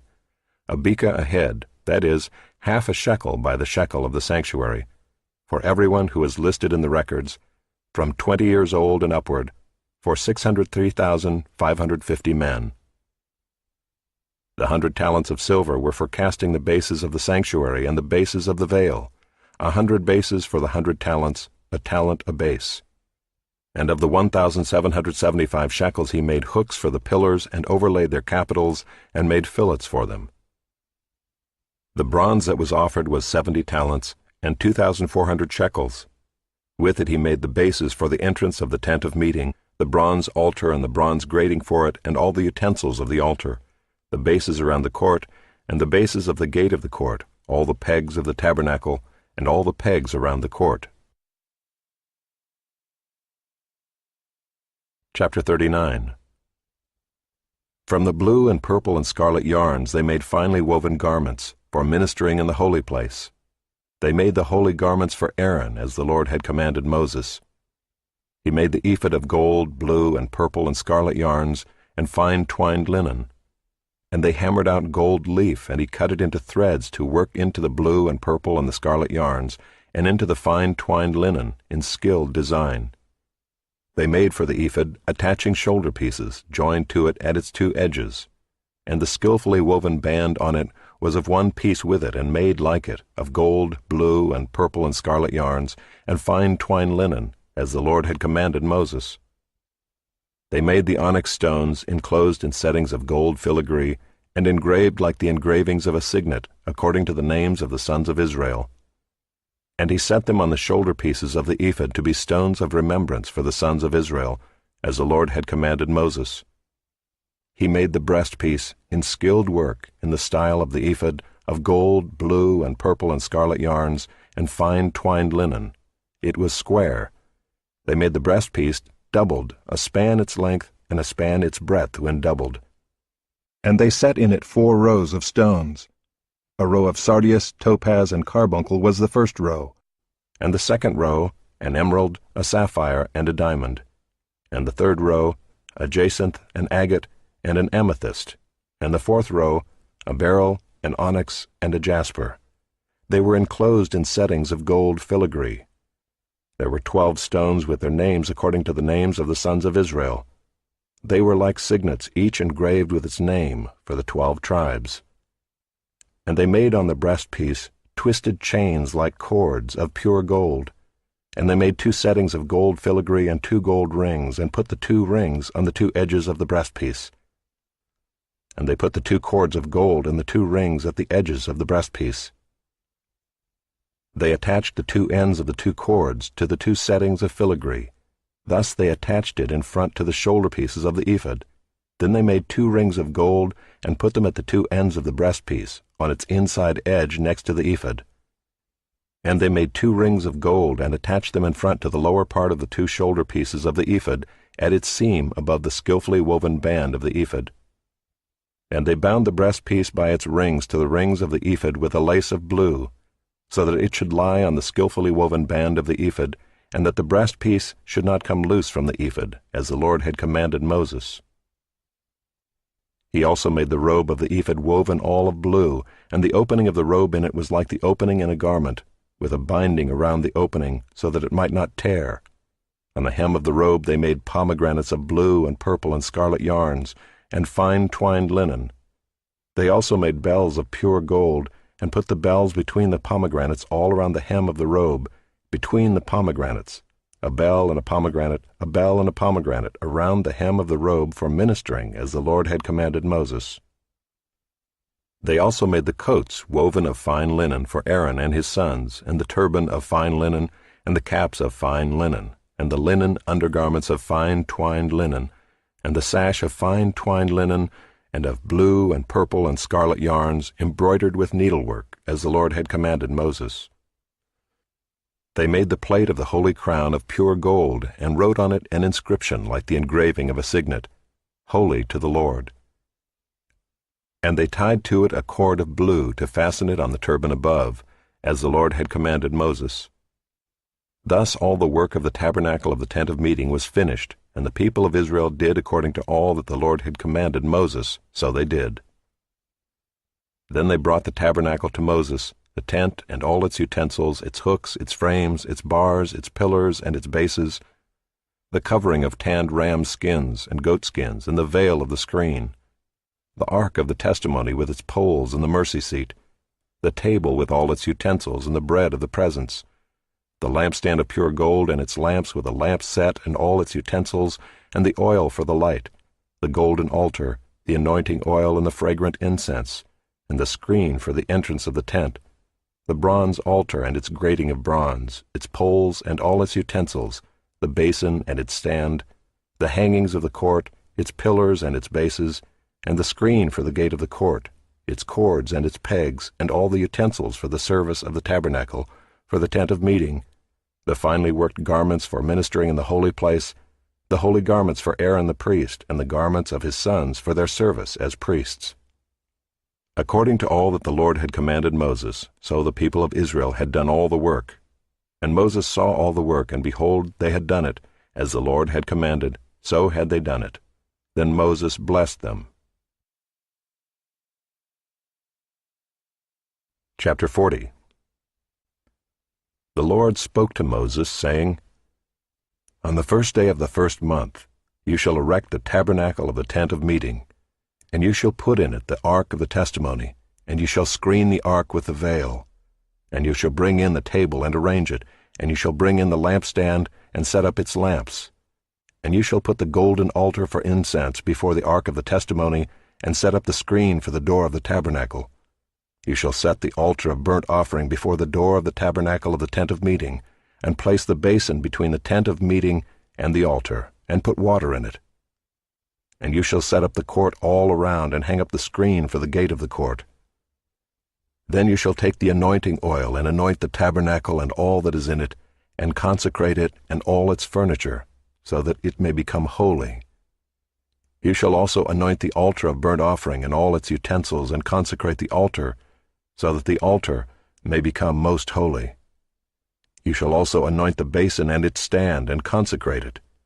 Then you shall bring Aaron and his sons to the entrance of the tent of meeting, and shall wash them with water, and put on Aaron the holy garments. And you shall anoint him and consecrate him, that he may serve me as priest. You shall bring his sons also, and put coats on them, and anoint them as you anointed their father, that they may serve me as priests. And their anointing shall admit them to a perpetual priesthood throughout their generations. This Moses did according to all that the Lord had commanded him, so he did. In the 1st month in the 2nd year, on the 1st day of the month, the tabernacle was erected. Moses erected the tabernacle, He laid its bases and set up its frames, and put in its poles, and raised up its pillars. And he spread the tent over the tabernacle, and put the covering of the tent over it, as the Lord had commanded Moses. He took the testimony and put it into the ark, and put the poles on the ark, and set the mercy seat above on the ark. And he brought the ark into the tabernacle, and set up the veil of the screen, and screened the ark of the testimony, as the Lord had commanded Moses. He put the table in the tent of meeting on the north side of the tabernacle, outside the veil, and arranged the bread on it before the Lord, as the Lord had commanded Moses. He put the lampstand in the tent of meeting opposite the table on the south side of the tabernacle, and set up the lamps before the Lord, as the Lord had commanded Moses. He put the golden altar in the tent of meeting before the veil, and burned fragrant incense on it, as the Lord had commanded Moses. He put in place the screen for the door of the tabernacle, and he set the altar of burnt offering at the entrance of the tabernacle of the tent of meeting, and offered on it the burnt offering and the grain offering, as the Lord had commanded Moses. He set the basin between the tent of meeting and the altar, and put water in it for washing, with which Moses and Aaron and his sons washed their hands and their feet. When they went into the tent of meeting and when they approached the altar, they washed, as the Lord commanded Moses. And he erected the court around the tabernacle and the altar, and set up the screen at the gate of the court. So Moses finished the work. Then the cloud covered the tent of meeting, and the glory of the Lord filled the tabernacle. And Moses was not able to enter the tent of meeting because the cloud settled on it, and the glory of the Lord filled the tabernacle. Throughout all their journeys, whenever the cloud was taken up from over the tabernacle, the people of Israel would set out. But if the cloud was not taken up, then they did not set out till the day that it was taken up. For the cloud of the Lord was on the tabernacle by day, and fire was in it by night, in the sight of all the house of Israel throughout all their journeys. Thank you for listening on Second Chance Ministry.